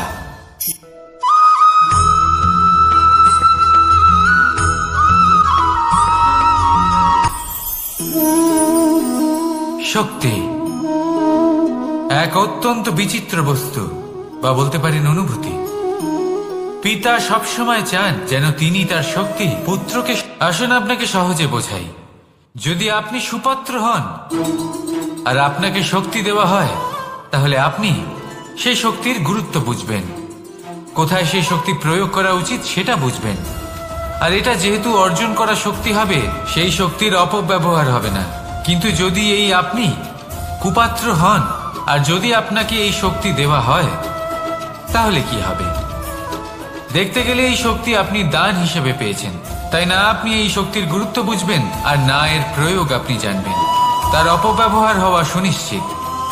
তাই যদি আপনি কোনো শক্তি অর্জন করতে চান তাহলে আগে তার যোগ্য হয়ে উঠুন, পুত্র নয় পাত্র হয়ে উঠুন।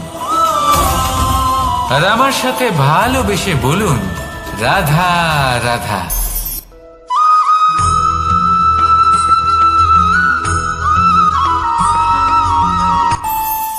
আমাদের মনে যখন কোনো প্রশ্ন ওঠে, কোনো দ্বন্দ্ব জাগে, তখন আমরা যাই আমাদের গুরুর কাছে, আমাদের আরাধ্যের কাছে গিয়ে জিজ্ঞেস করি।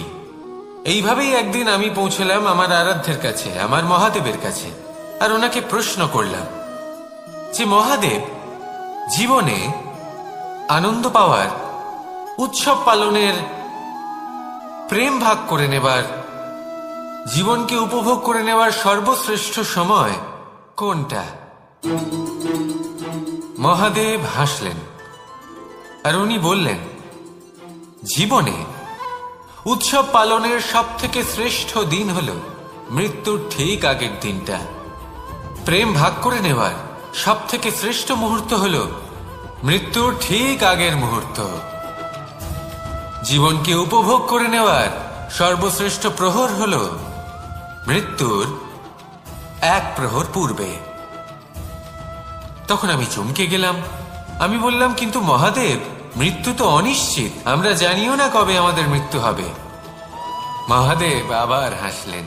উনি বললেন যে যদি আমরা এভাবে জীবন কাটাই যে আমরা জীবনের প্রত্যেক দিন, প্রত্যেক মুহূর্ত, প্রত্যেক প্রহর শেষ বলে মনে করি, তাহলে আমাদের সমস্ত জীবন আনন্দের সাথেই অতিবাহিত হবে। কি বলেন?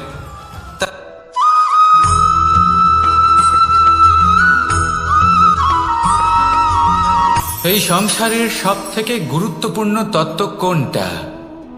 প্রথম হলো সময়। জন্ম থেকে মৃত্যু পর্যন্ত এই যে সময়, এটাই তো হলো জীবন। দ্বিতীয় হলো জীবন, যাতে আমরা সময়ের সদ্ব্যবহার করি, শ্রেষ্ঠ থেকে শ্রেষ্ঠতর কাজ করার চেষ্টা করি। বহু বছরের এই পরম্পরা, এই সংস্কৃতিকে এগিয়ে নিয়ে যাওয়ার চেষ্টা করি। এই সংসারে আমরা অংশগ্রহণ করতে চেষ্টা করি। তৃতীয় হলো ধন, সেই ধন যা প্রত্যেক ব্যক্তি অর্জন করতে চেষ্টা করেন। এবার এই তিনটি তত্ত্বের মধ্যে একটা সামঞ্জস্য আছে, সমান ব্যাপার আছে। সে ধনই হোক বা সময় হোক বা হোক জীবন। আর সেই সমান ব্যাপার হলো যে যদি আপনি এটা গণনা করতে থাকেন তাহলে তা কমতে থাকে, যদি আপনি এটা ব্যবহার করেন তাহলে তা বাড়তে থাকে। একে সংগঠিত করে রাখতে চেষ্টা করলে এ হাত থেকে ফসকে যায়, কিন্তু যদি আপনি একে সামলে রাখতে শিখে যান তাহলে এমন কাজ করবেন যাতে সংসারের সাথে সাথে পরবর্তী প্রজন্ম লাভবান হবে। যদি কিছু শিখতে চান তাহলে সামলাতে শিখুন, গণনা করা বা সংগঠিত করা নয়। আসুন আর আমার সাথে ভালোবেসে বলুন, রাধা রাধা।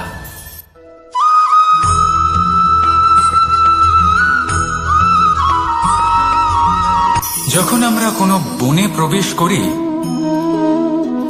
তখন এই সবুজ ঘাস দেখে, এই কোমল ঘাস দেখে আমাদের মন প্রফুল্ল হয়ে ওঠে। ভিন্ন ভিন্ন প্রজাতির ফুল, ভিন্ন ভিন্ন রঙের ফুল দেখে এই মন আনন্দে ভরে ওঠে।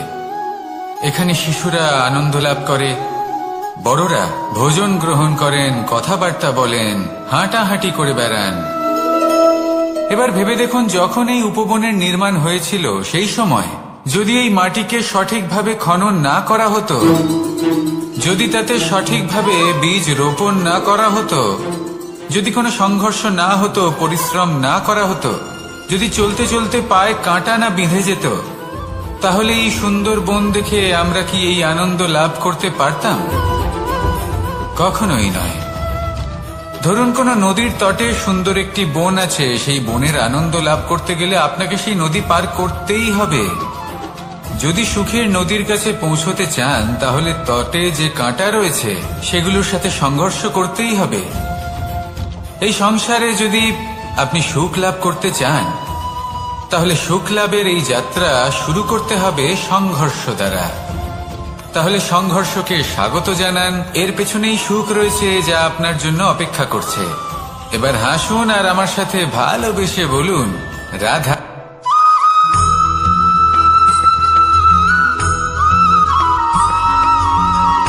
পুরুষার্থ। শাস্ত্রে 4 ধরনের পুরুষার্থের কথা বলা হয়েছে। প্রথম হলো ধর্ম। আপনি কি জানেন এই ধর্ম আসলে কি? আপনার কি মনে হয় ধর্ম আসলে কি? কোনো বিশেষ ঈশ্বরকে মানাই কি ধর্ম বলা হয়? নাকি কোনো বিশেষ রীতি পালন করাই হলো ধর্ম? নাকি কোনো বিশেষ সাহিত্যকে সর্বশ্রেষ্ঠ মনে করাই হলো ধর্ম? না, ধর্ম হলো সেটা যাকে ধারণ করা যেতে পারে। আর ধারণ শুধু সেটাই করা যায় যা পবিত্র। পবিত্র শুধু তাকেই বলা হয় যা নিঃস্বার্থ, যার মধ্যে শাসন করার কোনো ইচ্ছে নেই, যা সরলভাবেই প্রবাহমান, জল এবং বায়ুর মতো। যখন কোনো ব্যক্তি ধর্মকে ধারণ করেন এবং সেই ধর্ম সেই ব্যক্তিকে রক্ষা করে, তখন তাকে ধর্ম বলা হয়। ধর্ম যা রক্ষা করে অহংকার থেকে, খারাপ চিন্তার হাত থেকে। সেই জন্য পুরুষার্থ গড়ে তোলার আগে, ধর্ম পালন করার আগে ধর্মের প্রকৃত অর্থ কি সেটা বুঝে নিন। এটা জেনে রাখুন যে সমস্ত ধর্মের আধার, সমস্ত ধর্মের ভিত শুধুমাত্র ভালোবাসা। আসুন আর এই ভালোবাসার সাথেই বলুন রাধা রাধা।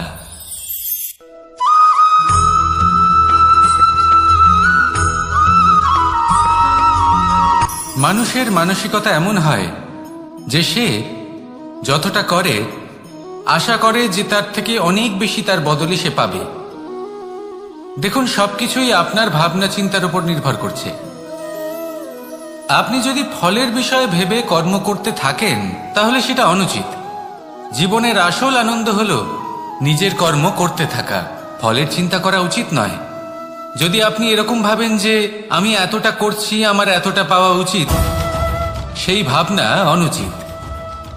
যদি আপনি সেবার মানসিকতা নিয়ে কর্ম করতে থাকেন, কর্মচক্রে প্রবাহিত হন, যদি আপনি এমন ভাবনা রাখেন যে আমি এতটা পাচ্ছি তাই এর থেকে অনেক বেশি আমি কর্ম করব, তাহলে নিশ্চিত রূপে আপনি যতটা করছেন তার থেকে অনেক বেশি আপনি পাবেন। আপনার আশার থেকে অনেক বেশি আপনি পাবেন। শুধু জীবনে অনেক বেশি কাজ করতে থাকুন, ফলের চিন্তা করবেন না। আর মনে রাখবেন, এই ভাবনাই সব থেকে বড় বীজ। কর্মের উপর বিশ্বাস রাখুন। জীবনে যা যা আপনি চান সবই সুখময় হবে। আসুন আর আমার সাথে ভালোবেসে বলুন রাধা রাধা।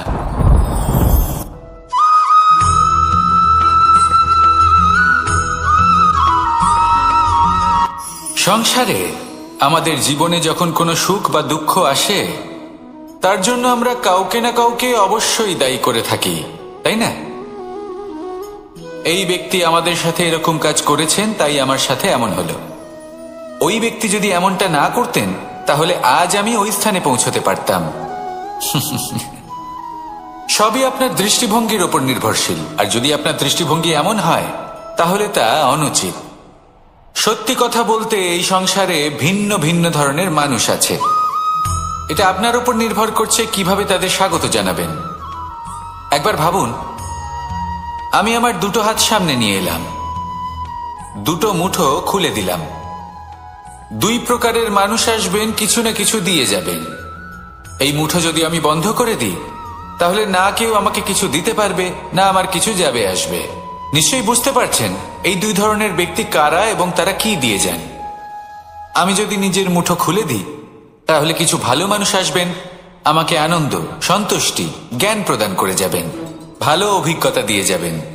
কোনো খারাপ ব্যক্তি যদি আসেন তাহলে তিনিও খারাপ অভিজ্ঞতা দেবেন, যার থেকে আমি শিক্ষা লাভ করব।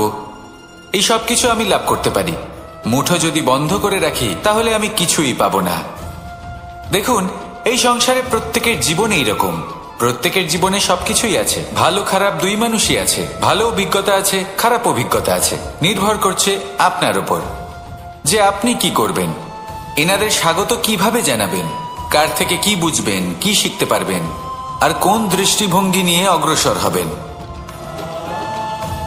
এটাই নির্ধারণ করবে যে আপনার জীবন কেমন হবে। আসুন আমার সাথে ভালোবেসে বলুন রাধা রাধা।